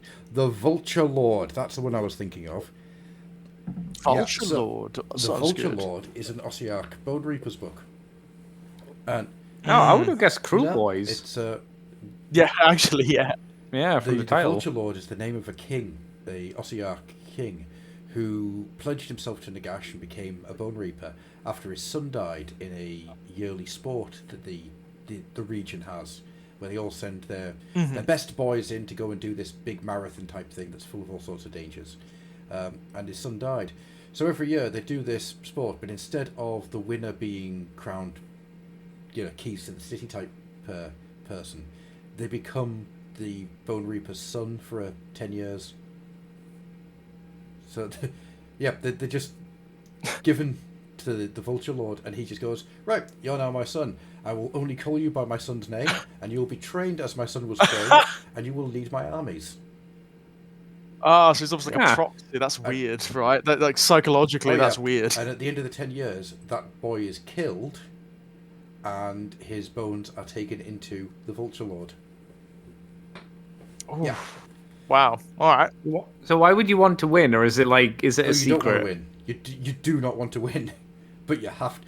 But so is okay. I was going to say, so are people like throwing the match, like people are just slowly walking it instead of running it? No, because there's a thing of the grace that goes with it. There's your family will be looked at. There are other benefits, right? Okay, so so it is like a family thing. It's not so you suffer, but everybody else in your family gets right. So you show an obligation. For 10 years, you live the best life in a city where there's no other living people. Right. It doesn't do your mental health any good. I'll tell you that much. That book goes places, really interesting places. So yeah. Yeah, it sounds really cool, actually. I really like the sound of that. Covens of Blood, which is a selection of short stories based around the Witch Elves, or the Daughters of Cain, sorry. One of the more sort of neglected armies in AOA. It would have been a better series of stories if they'd been connected. But because it's very much, you kind of feel that you're retreading the same ground each time, which is a bit of a shame.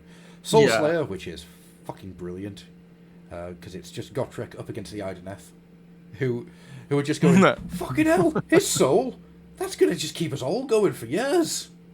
And he's just like, no, I just, it's a weird one because it's Gotrek having a crisis of faith on his path, which is unusual, right? It kind of like turns him a little bit into, no, we should build. We shouldn't just indiscriminately slaughter everything. We should take this stuff back. We need to build. We need to have a civilization here. And the Ideneth are just like... Is that Gotrek that's saying that, or is that the Urgold in him that's saying that? No, that's Gotrek. Because he's sick of the Mortal Realms, basically. He's just like, this fucking place. This fucking place is stupid. Because I remember in what was it, the first of his Slayer books, he got the Urgold planted in him or whatnot, and I was wondering if that was influencing him, affecting his mind. It does. Yeah, making him out of character. But only when he's in battle. It's. Okay, you don't think it's having like a radiation effect, like he's holding radiation and it's slowly affecting him and changing his opinion on things? I think he's just tired. I think he's just really, really tired. This fucking world and this bloody life and oh god. But I think they're leading up to something here because there's a couple of game-changing moments in that, which is really cool. So I think the next one will be a really interesting one. Which do you think he's going to have to fight like an undead Snorri at some point? Oh god, I hope not. You leave Snorri alone. That's all I say there. Nah, bring him back as a zombie corpse to fight him. The ultimate fight. No, you leave Snorri. Snorri has got his piece. Snorri can just have the rest of eternity to just be there, be dead, and enjoy his afterlife. He doesn't deserve anything else happen to him. Snorri has paid his... Just leave fucking Snorri alone, alright? Just leave him alone. He's had enough. Poor Snorri Nosebiter. He may have deserved it, but you know. you know. But yeah, that's... there really isn't much for AOS again, I'm afraid. What a shock. Yeah, I mean, 40k is dominating as per usual, right? It is. Isn't it going to be really hard for like the Fluffenhammer fans to do the when we give the fluffies out? Is it going to be really hard for people to choose the AOS kind of thing? Because it's been like nothing this year, really. It might feels be like a bit tricky. Yeah, there's stuff, but it's very few and far between, and it is going to be tricky. It is definitely. Right, well, I'm going back through the last year of Age of Sigmar news, right? So, Sons of Behemoth, Never Chosen Puppet Fight, every Golden Demon winner at Warhammer World, a whistle-stop tour of the Majestic Spirits and Noble Fauna of Haish, the Rumour Engine, the Herald of the Mighty Chaos Knights, that's an actual news story for AOS, Warhammer... Oh yeah, I forgot about him. Warhammer Day and the Rise of the Lumineth Realm Lords. That's Blood Bowl. Lumineth Realm Lords are coming. The Slaves to Darkness box Slaves set. To Darkness box set. Right, I've gone back a month now. The stuff for the Cities of Sigmar that's coming next year. Oh. Right, I'm into August. Yeah, it's... Oh. It's not going to be easy, like, is it? No. And there hasn't been anything like... There's been very little that has been as out-and-out wow as what's been happening in 40k that's hit really, really hard, right? I think it'll literally just be like the best thing will probably be, if it does come out before Christmas or before we do the fluffies, it'll be the Slaves to Darkness release. Yeah, I think that's probably it. Because there's some really lovely stuff coming out for that. It looks fantastic, but I'm into July, and it's a prime guide to tunnel fighting, and the next Murgath novel is revealed. It's sort of like, isn't it? A little bit. I mean, it's really annoying because the Warcry stuff that's come out has so much backstory and it's got so much cool stuff in it. Like the meat trees. The meat trees are really unsettling. You don't want to be messing with meat trees. Episode title. July, woods with a stunning Sylvaneth army. But then, honestly, this is insane. I haven't actually done this before. Right, 27th of June, Magical Might comes to the fore in the latest Warhammer Age of Sigmar Battle Box, which was the Lumineth versus Chaos. Oh, yeah. Yeah. Right. Yeah, it's very few and far between, isn't it? There's not much there. Yeah, yeah, that's me passing June, and there's just so little. It's really bad. It is. I mean, they are building up the Slaves to Darkness release as something quite significant, and that new box set with like the artwork and everything on the box looks absolutely stunning, doesn't it? It really is stunning looking. Absolutely. It's only one army, and it's only it's a very small part of the wider universe that they could be doing stuff with, the multiverse of the Mortal Realms, of course.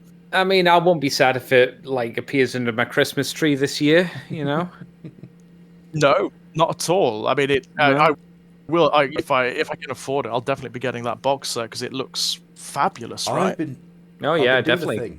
Because there hasn't been a huge amount of stuff coming out that I want, and I can't really afford to drop on stuff like the Votan box set. So, what I've been doing. Oh, have you not got that? I can't afford it. It was too expensive for me to drop money down on.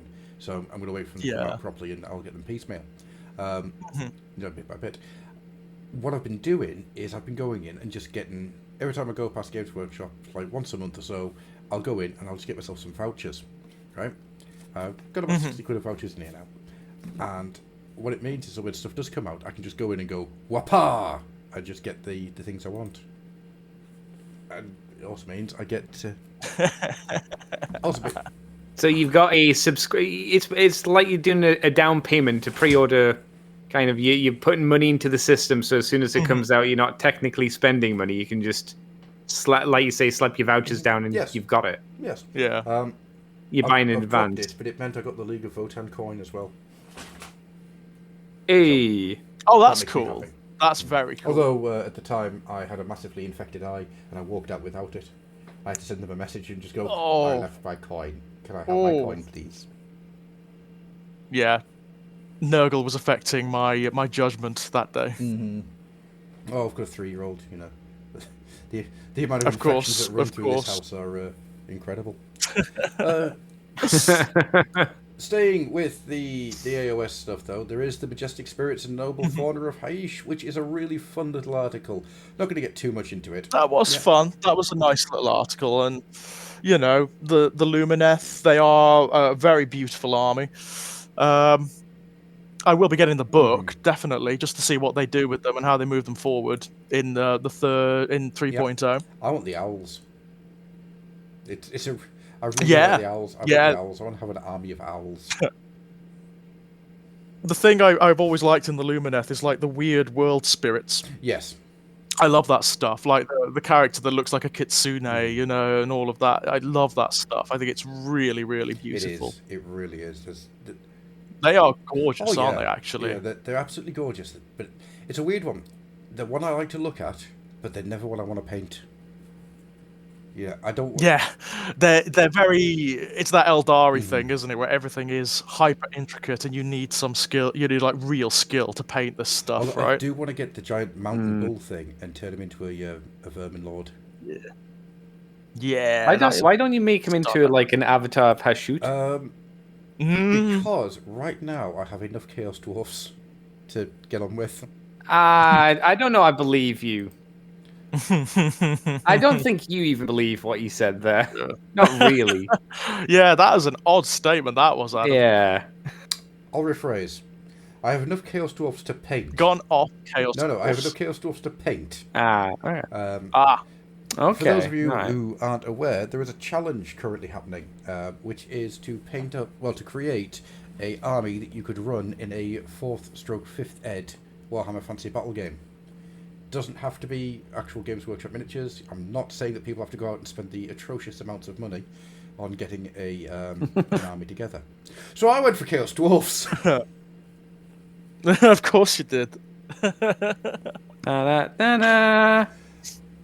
So my original idea was I was going to either kit bash a load of older style Chaos Dwarfs or 3D print any Chaos Dwarfs I could find.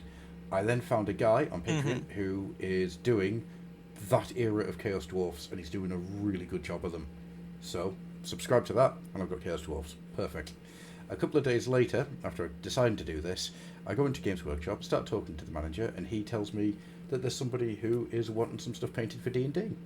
And in return, he has Chaos Dwarfs to give out. Hey. I'm going to do Rocket and an Earthshaker cannon. The universe aligned. Oh man, wow. So the next thing I need is a Lamassu and a Great Taurus, and I have the basics of a Chaos Dwarf army. Does the Doom Rocket have the little Chaos Dwarf who's actually stood with the Doom Rocket next to it? Not. I'm going to have to source one of them. I always loved it. A Doom Rocket by itself.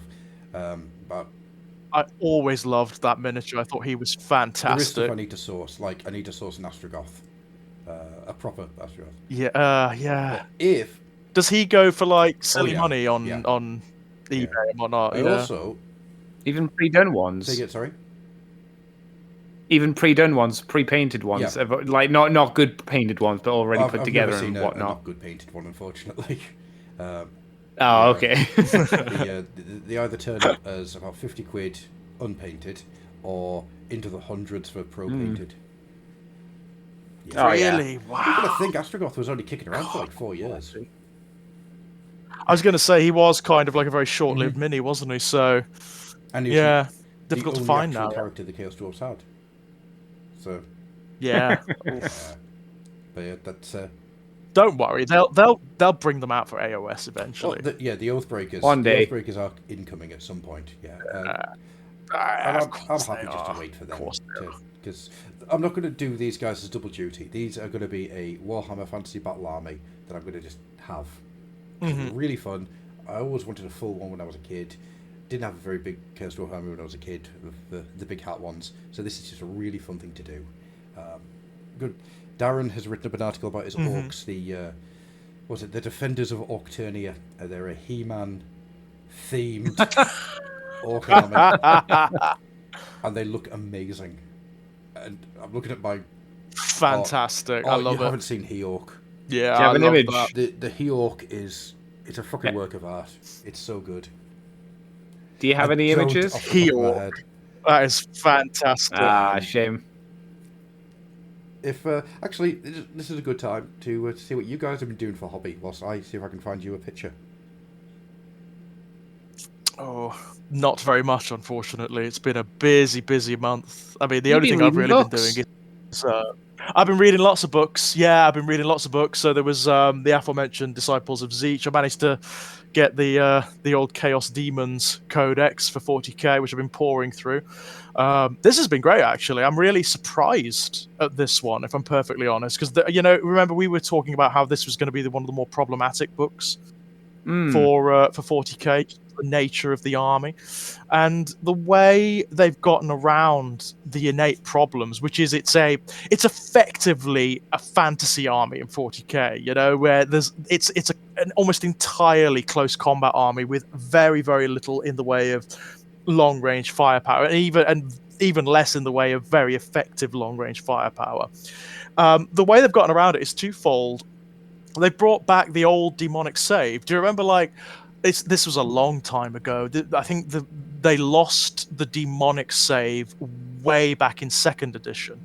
And it was just translated into a normal invulnerable save, which anybody can get. But back in 2nd ed, they had their own bespoke demonic saving throw that had certain vulnerabilities and invulnerabilities depending on, for example, demons couldn't be infected by viruses or stuff like that, but psychic powers and psychically charged weapons would harm them would I think take away the save completely because of their nature, right? So they've sort of come up with a 9th edition version of the demonic save, and all it basically means is every unit in the army has two profiles on its saving throw, one for assault and one for long range, depending on the type of demon that it is, and they're all different. Each one is bespoke, each one is different. But because it's not an invulnerable save, it can't be taken away by weapons or by items or artifacts that ignore invulnerable saves. It's a demonic save, so it makes them that little bit more durable. Also, it's unmodifiable. So you can't actually alter it. They will always get the save that they have in their profile. So they can survive, massed firepower a little bit better. The other way they've gotten around it is they have really weird, really strange deployment rules, these guys. They're going to take a while to get used to be honest, because they don't play like anything else in 40k. They're really, really strange. They can all deep strike. Every single thing in the army can deep strike, but it can also deep strike in weird ways. It's a rule called manifestation. So they can use the leadership of their opponents to determine the distance that they deep strike. Opponents with low leadership, they can deep strike much closer. In fact, with low leadership units, they can actually deep strike right up close to them and then charge. So they're not as vulnerable to massed firepower. They can just get right in there, almost from turn one. That's insane. It's kind of cool. Is the rule called "gonna fuck you up"? It just gets around all the problems. Is the Say rule again? called "gonna fuck you up"? It may as well be. It's pretty good, I've got to say. They've also got this thing, the warp storm effect. So when they manifest, obviously they affect the environment. The chaos saturates whatever world or battlefield that they're on, and they generate warp storm points, and you can then spend those warp storm points on effects that affect every unit in the army. all at once. And that's pretty good.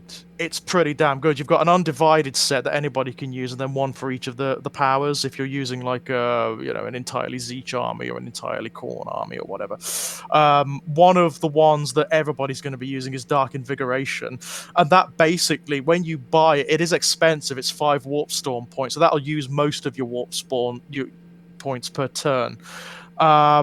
Basically, you can heal units with it and replenish slain models to a unit with it.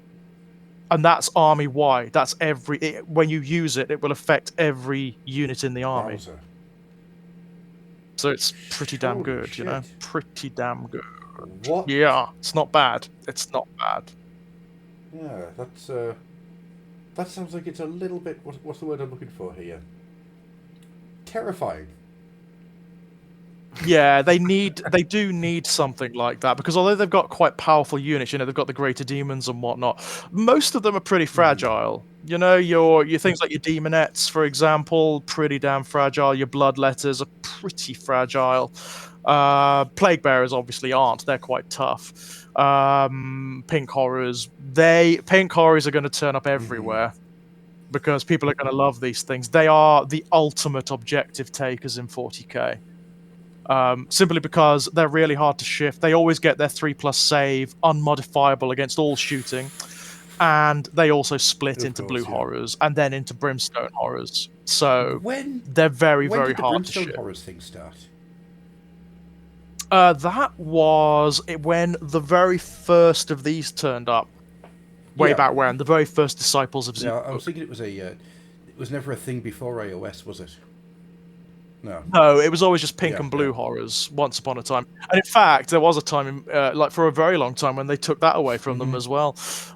Just because it was kind of unwieldy once upon a time. It was very difficult to determine, because the blue horrors had a different stat line to the pink horrors, firing and melee was really problematic. It's much easier now. It's much simpler now. It's much, much, much refined. But basically, it means this unit doesn't diminish as it's being wounded. It grows, which is really weird. It's really strange, and it's going to cause a lot of armies quite a lot of headaches. It really is. What you're going to see is a lot of Thousand Sons that have demons detachments attached to them. That's what you're going to see.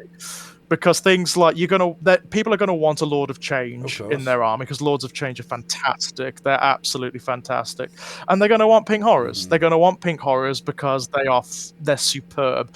And the surprise winner in the Codex, the unit that everybody's raving about, Flamers of Zeech. They back at the top of the. They're really good. Flamers of Zeech are really, really good. They're just an excellent all-round unit. They're strong, they're tough, they move really, really quick because they bound across the battlefield. They've got a 3+ save against shooting, and their flickering flames is fantastic. It's not massively strong, but they get loads of shots per turn, and they hit automatically.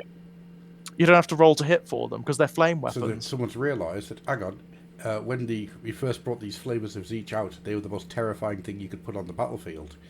Because if you remember what they were like in Second Ed, I mean, we could talk about what they were like in Rogue Trader, but we don't have time to discuss the amount of dice that you needed. So no, there's a reason that. But no, you're going to want Games Master. Yep. Oh yeah. But no, they are the surprise winner. And also, I mean, they're weak in melee, technically, but you're not going to want to charge them because they'll just overwatch, and because they don't have to roll to hit, they'll just flame you out of existence before you can get near them. They're a very, very nice unit indeed. What about you, Andy? What hobby time have you had over the last however long it's been since we last recorded? Little bits here and there. Me and you played Warhammer Underworlds online on Wednesday. That was okay. It was fun enough. It was the company was better than the game. Yeah, I definitely would say that it highlights the issues of Warhammer Underworlds more than anything else. Yeah, which is it's very, very slow. But it was fun to play with you. Oh, absolutely. It was fun. The big thing I took up from Underworlds is it doesn't really feel like you're doing anything. No. Which is weird. No. Really, really strange. Maybe it's because it was the video game and we didn't have the tactile feel of picking up the cards and doing it that way. But I think it would have been more confusing because there are so many. Like, do you remember how much it took us to be like, so what do we do here? How does this work? What's this do? Can we play this card? I guess we can. Right. What's going I'm on? gonna use this card. Whoops! I just discarded it. Yeah. Motherfucker. Will this work if I do this? And it's like, nope, it won't. Oh, that's a shame. Yeah, they're trying to. Yeah, but it's. I wish we could play Warcry because you said good things about Warcry, but there's no Warcry. It's not possible to do. More so than Underworld, you mean? I just like Warcry in general. I think Warcry is a great system. It's really fun, really fast. Jesus, it's fast. I mean, if you just want to get a quick game, you can get a game of Warcry done in 45 minutes. That's not bad. That's pretty solid. It's doing well as well, isn't it? It's really well supported. Yeah, it really is. It's a solid game, and I recommend people play it. I think it's weird. Kill Team's the new version of Kill Team is very similar to Warcry in a lot of ways. I think Warcry just pips the post. It's just that little. There's something about it that just works a little better. Do you know what it I like the way is? they use it. I like the way they use it as like a testing bed for the stuff what they're going to include in AOS or what they're thinking about including in AOS. I think that's really I like the cool. fact that there's a barbarian force coming for Warcry that's non-chaos aligned. It's just some order barbarians. That's just human beings. Just guys. Not wearing very much and plenty of bones in them, but they're not chaotic at all. And it's like, That's really nice, actually. That is a cool thing because they must, that's something that's kind of been neglected in AOS, hasn't it? Like non-chaotic human armies. Well, we're going to get that next year, aren't we? With the Cities of Sigmar. Yeah. Yes, very much. Yeah, I guess we'll get to see what they actually are and how they do them because I think that should be interesting. I'm really excited for that. I'm hoping that's going to be the big thing that we talk about a lot next year is the Cities of Sigmar and what they do with that. You think it will be a big release? I'm not sure if it will be a big release. Massive, yeah. You think? Well, I mean, it should be. I'm not sure if it will be, though, really pushing... You can tell because it's one of the few articles about AOS that turns up on Warhammer Community. They're really pushing the idea of the new Cities of Sigmar. I mean, when's the last time they showed off a load of weapons that they've sculpted? Yeah, because that's one of the articles they did recently, is all the weapons from the Cities of Sigmar. And yeah, it's a complete ground-up rebuild. Yeah, there's... Right. The whole, everything, everything that's currently in Cities of Sigmar is going. It's all going. And it's all been replaced. So it's actually going to be like a dedicated force and everything now, It's not going to be the stuff from the Empire being ported over. It is all brand new stuff. Everything. That's really cool. So presumably they're going to incorporate the stuff from the Dawnbringer Crusades and whatnot. Yeah. That could be really good. That could be very good. What's cool is, of course, if you think that Cities of Sigmar isn't just humans, there's the dispossessed Duardin and the... I can't remember what they call the elves. Wanderers. Yeah, the ones that don't have any place in the like the other elven races and whatnot. That's very cool. I like that. I'm hoping that you're going to get like quite a lot of interest in mix and match and stuff. Oh, I like that very much. If you've got a unit of, we'll say great swords, there won't be great swords, but we'll call them that, and it is human, elf, dwarf bodies all the way through it, that's going to make me so happy. That's going to be so cool. I don't think that'll happen, but that would make me a very, very happy guy. It could happen, and I say that just because of how they did Blood Bowl teams. True. Actually, never thought of that, but yes. Now, granted, you're not going to have much body diversity on the team. Like, there'll be probably two sprues, and they'll be them in the same pose. Kind of, again, like what they did with Blood Bowl team. Yeah. It was just one sprue, just two of them. But I guess that's a way you could potentially get around doing that. Yeah. Whether they will or not, who knows, I guess. That, of course. You just take a scalpel to them and some green stuff and have at it. Yeah, as long as the joints are kind enough for you to kind of nip things. Which they usually offer, not skeletons. Which is something I was doing today. I decided to get some of my Blood Bowl team who've just been sitting in the box for a while. And I said, okay, let's actually glue some of these boys together. and then I cut off the hands of some of them and replaced them with the hands from the Graveguard set. So they've got swords in the hands now, and I glued a shield to the head, to the other arm, and just used the spare heads I had from the Graveguard set and stuck those on top. Yeah. The problem is all of the Blood Bowl characters use the Stormcast size bases, I think. Oh. If not the Stormcast size one, the size above the smallest one, and all of the undead forces use the smallest space, which is what, 15 mil? Yes. Yeah. Yeah. Yeah, I think it's something They're like slightly that. smaller, aren't they? Yeah. Yeah, so I don't know what I'm going to do there. I'll probably have to snip off their legs or something like that. I need to actually find some of those bases because I don't have any spare ones left, but I'm going to have to do something to squeeze them onto the smallest bases, and unfortunately a lot of the skeletons have very wide legs, like they're in like not running poses, but like widespread legs, like they're riding a horse, kind of widespread. So it's going to make life difficult to do that. But they were looking a bit more Warhammery at least, and less Blood Bowl-y, so that was good. I also decided to try repainting or painting up my non-painted undead into the monochrome colors, which we saw this week. So I resprayed some black, which weren't painted too much, and then sprayed with a gray and then a lighter gray. And then I hit them with the terrible army painter speed paints that I have, the black version. And I need to go in and start highlighting with white, basically. And then just randomly slop some red bits on them here and there. But for the most part, I think they're coming across okay. Yeah. And it means if it does work, I won't need to do too much work to paint up undead forces in the future. I'll probably paint the ground because I don't need that to be monochrome colored. And I want that to stand out a little bit. I'd prefer them to look monochrome. And have that as like, maybe that's the effect that they're producing rather than it's just how you're meant to see the world, which is how I think, like, if you paint the base, it'd be like, you're looking through monochrome eyes rather than they are conveying a monochrome aesthetic. You know what I mean? Yeah, kind of. And the only other thing I've been doing is just slapping paint onto Necron Wraiths, which have been going slowly together, and then... Oh, they look great as well. Oh, yeah, I've only got, like, one that's almost done. I love that porcelain white on Necrons. It looks really good. It's a real pain in the ass to do as well. Is it? Yeah, because it's basically I spray them black, I spray them copper, and then I have to spray the parts that I want white, and then from there go in and tidy up all of the overspray. Oh, that sucks. That must. And then I have to hope that I don't mess up when I'm painting anything else around it, which I can sometimes do.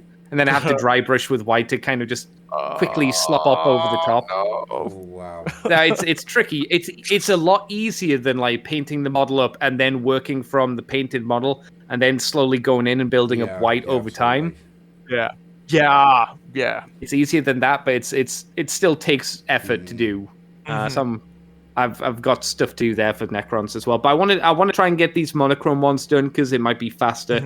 And if I can shift off my table like a lot of these Cursed City models, which have been sitting there since Cursed City came out, that would be nice. And I can repaint. I can worry about repainting the Blood Knights and the other undead skeletons I have later because I'll need to strip them because I've said before, I've looked into my shelf and I've seen those Blood Knights and I just hate how they look more and more every time I look at them. Those undead miniatures that you showed to Adam and I during the week, the ones where they've base coated them black and then built up to white. Yeah, that's the monochrome ones. That's kind of what I'm trying to replicate. They look so good. It's such a lovely thing. The guy did a great job with it, and it works really well on especially the vampires, as it gives them the super gothic-y kind of look. Yes, it is really gothic, isn't it? It works so well. He put up a one he did of Nagash, and I don't think the Nagash came across as nicely because it seemed like a lot more of it was too white, and there wasn't enough contrast on it to make it pop. There wasn't enough shadowy. Maybe because it's such a big miniature.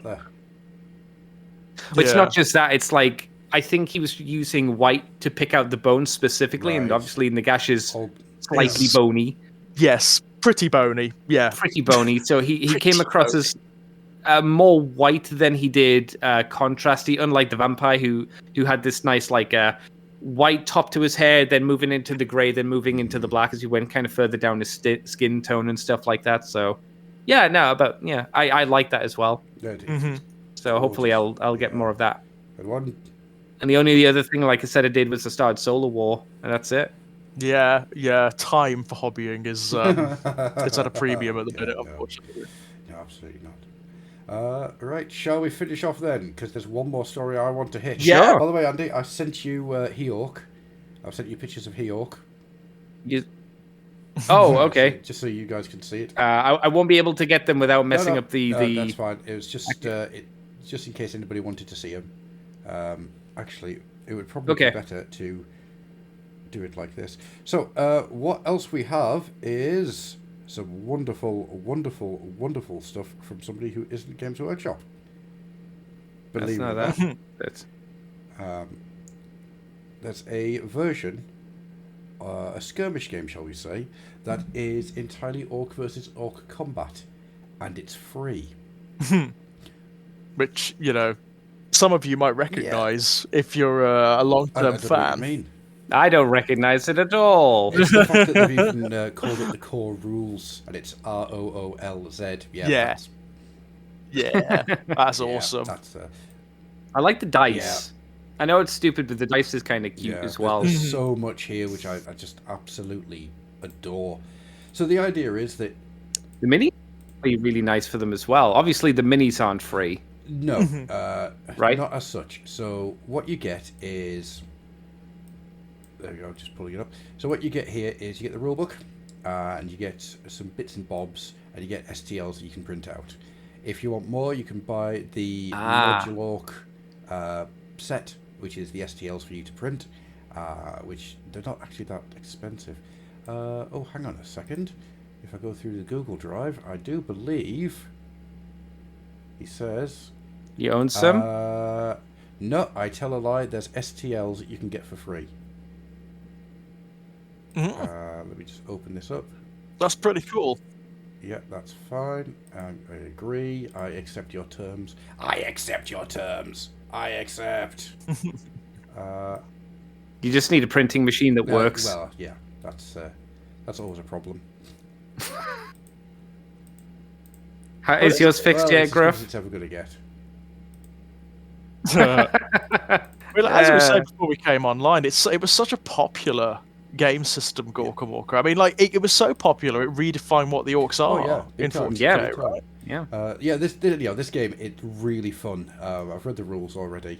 It is really fast, really fun, and I would actually quite like to play some games of it. It's only 26 pages as well, so right. Ooh. Yeah, so very refined. That makes me happy.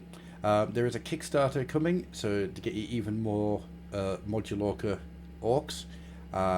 They are very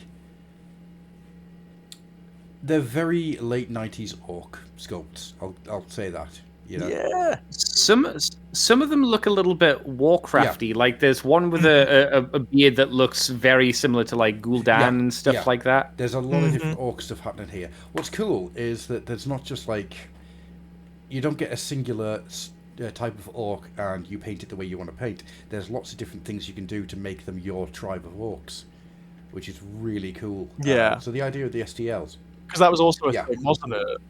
That was also a thing in Gorka Morka, right? You could do different tribes and different factions of orcs. Yeah, absolutely. So what's really cool here is the fact that the STLs you get is entirely modular. So when you buy the STLs, you don't print out a miniature, you print out all the parts. So you've got the STL for arms, the STL for legs, the STL for heads, and much like the old Games Workshop multi-part kits of the past, you just put them together however the hell you want. And that is such brilliant. It sounds kind of like a more modern version of, you could make your own D&D miniature on those websites where it's like, pick a cat head. It sounds a bit like that, but better because it's orcs. Yeah, and instead of going into like a piece of software and creating it all there and then getting it printed, this is all, you just print the parts out. And you just end up with a ton of parts. And it's so good. It is so good. Yeah. The Kickstarter is on its way, and this is the first of 2 Kickstarters I'm going to talk about before we finish tonight. Kickstarter is not launched yet. It is still on its way. There is very little information on it, actually. I thought there was more than that. You know, I'm sure I read a bit more information than that's there. Oh well, yeah. So Modulorca, keep an eye out for that. And also, speaking about Kickstarters, our friends over at Cold Open Stories have a Kickstarter running, for they have a horror anthology that will be coming up. Oh. It's all original work, all original ideas, all original concepts. It is going to be really Brilliant. good. There is a little teaser out that you can go and listen to, which is it's good. It's really good. Very cool stuff. Very cool So indeed. at the moment, I am spotlighting Cold Open Stories every day of the week until the Kickstarter ends over on the site. Go and listen to their stuff, because Cold Open... Colin just does amazing work. It's as simple as that. Yeah, it's well deserved. It is really, Or really should cool. I say friend of the podcast and twice fluffy winner? Yeah, absolutely. I mean, it's just a great resource of like fan-created 40k stories, isn't it? It's just wonderful stuff. No, it is. It's really, really good. All 40k, no AOS. Just saying there, Colin. You know, just saying. Have you thought about, for the Fluffies this year, Gruff, of getting your son to make like little awards, medals to give to people, and you can post them the medals and the ones made by your That's a really kids? good idea. I like that. That is actually, I like that. Yeah, I'm going to do that. Spray paint gold. And you know, it keeps him happy because you can just give him a load of creative, like shiny paper and tape and stuff and glue. Oh, when you say medals, these are like medals that you'd make in school in like an arts and crafts. Yeah, like I'm thinking about like back when I was in like first school, and we made first, second, and third trophies for like sports day. Yeah.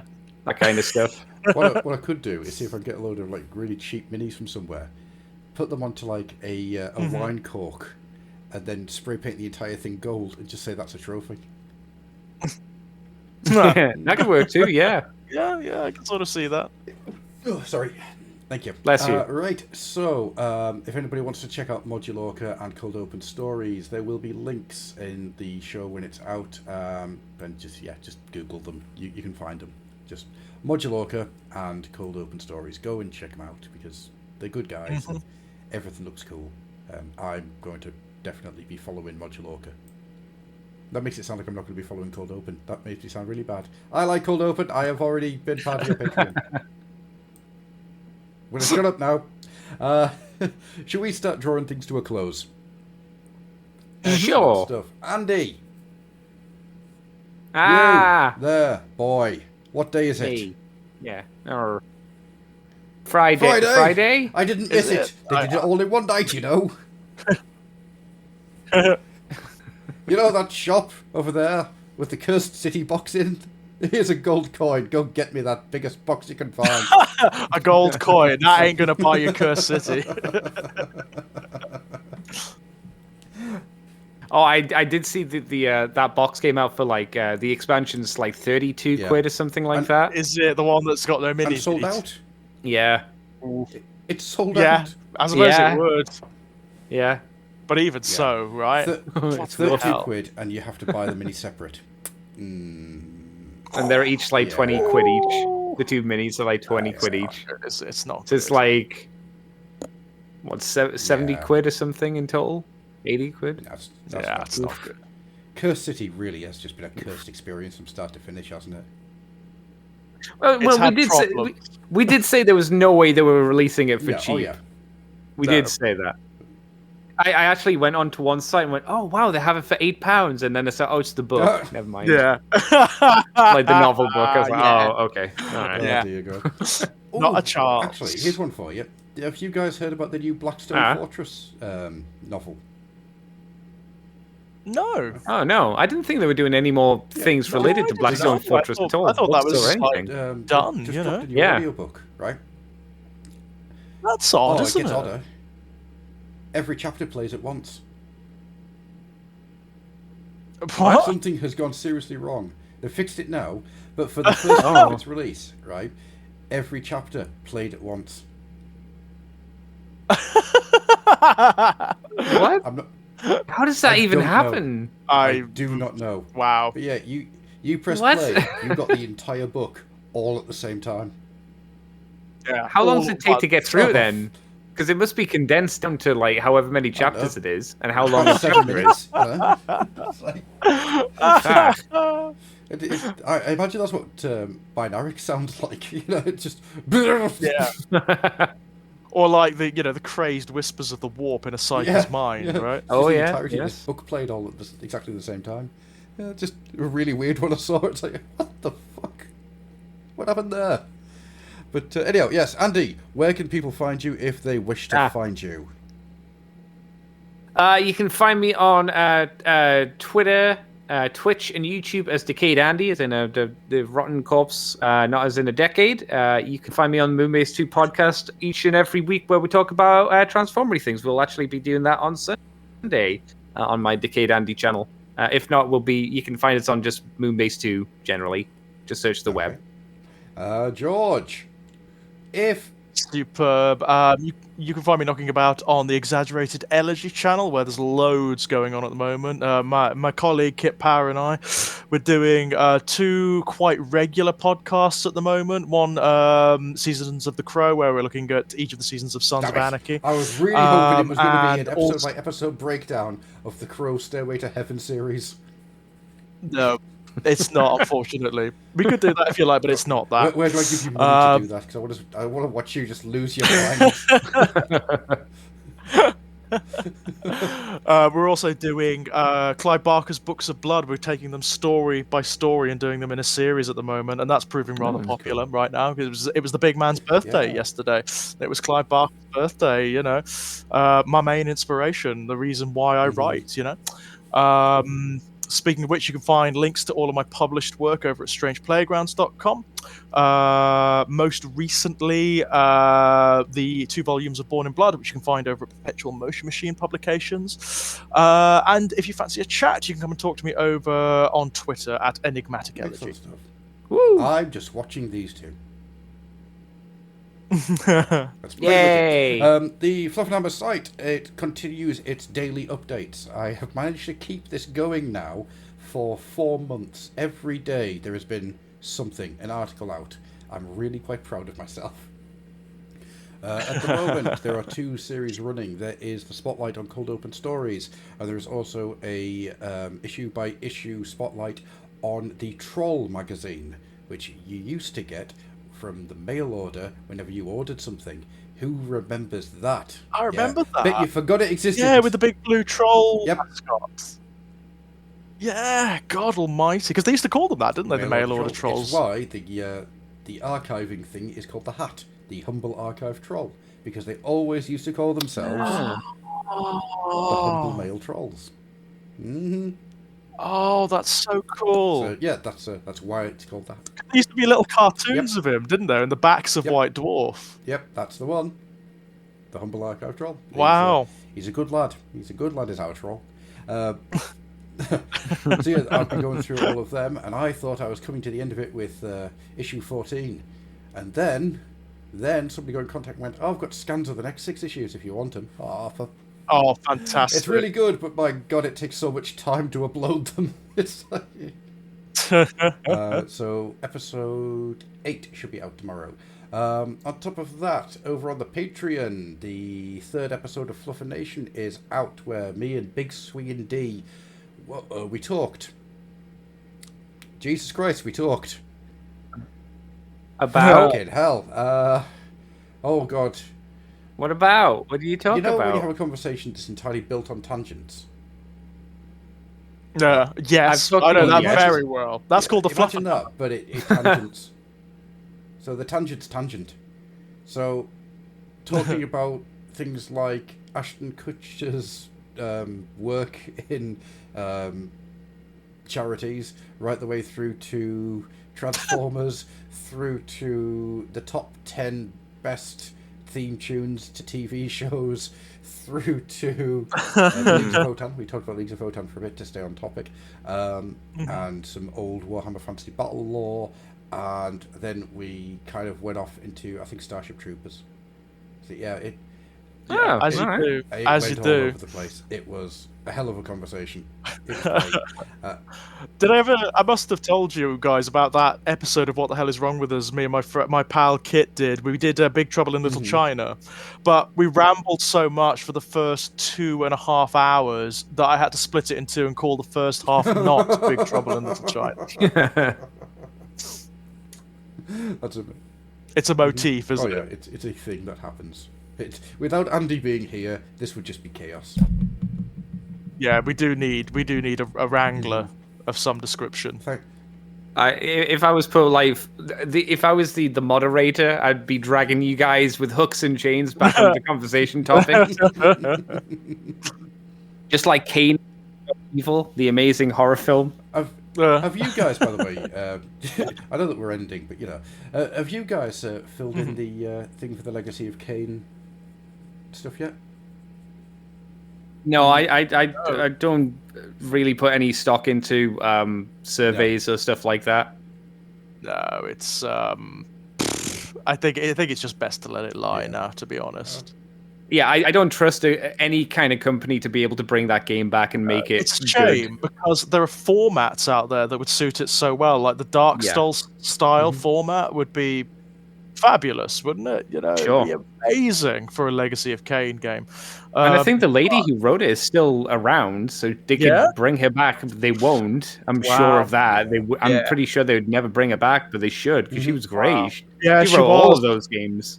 Well, I mean, that's what carried them along towards the end, didn't it? The story, because the games were getting increasingly more terrible, but the actual story was awesome. Yeah. If there's anything that's just worth watching an entire series of games on Let's Play, you do Let's Plays, don't you, Andy?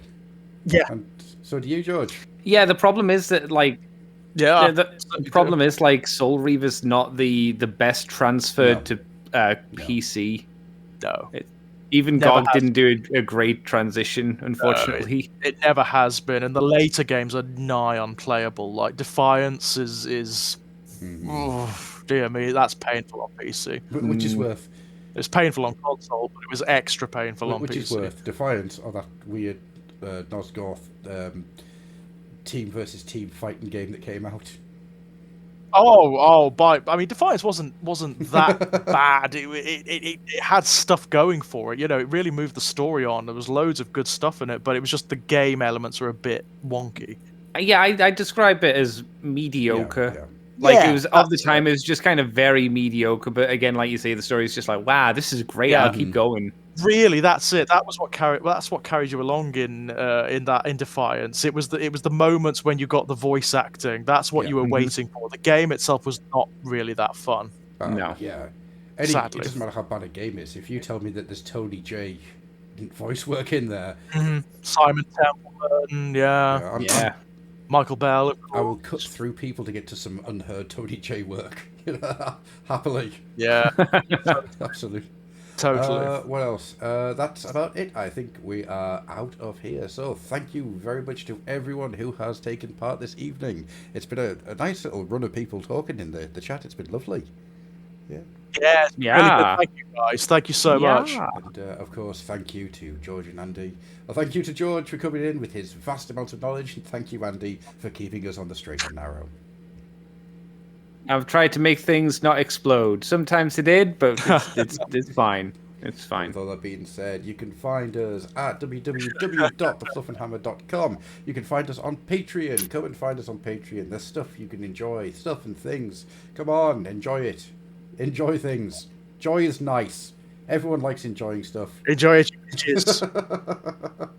And I bet that the next time we record, George will be talking in great depth about the new Hellraiser movie. Yeah, well, if I get to see it, its release in the UK is a little. Is it? Unfortunately. Streaming services. Yeah, it's it probably, by all accounts, it isn't going to get an official release here in the UK until next year. So I know, right? It's not good. It's not good at all. I would really love to see that film. It looks great. The It does reviews have look been really real good. nice. I've seen some really. They have, haven't they? And Mm. you know, it's a Hellraiser film. I mean, my God, I do love Hellraiser very, very much. But if if there was a franchise I never expected to hear a good word about ever again in like criticism, it's that. You know. No, that's that last one. It sticks in my mind like a knife made of turds. That's ugh. Yeah. You know, Yeah. if someone had said that was a university student project, I would be like, you know what, that's not bad. Yeah. Yeah. But it wasn't that. It That's not wasn't what it that. was. Babyface Pinhead No. will never leave me alone. Oh my God! Wow. But fortunately, we have the wonderful Jamie Clayton to wash that away in a tide of blood, and she looks amazing. Absolutely terrifying. Wow. I'm sorry, I can't get Babyface Pinhead out there. I'm going to call him Pinface. That's his name. Right, with all that being said, we're going to end. Night! Thank you! Bye! Bye. Ah.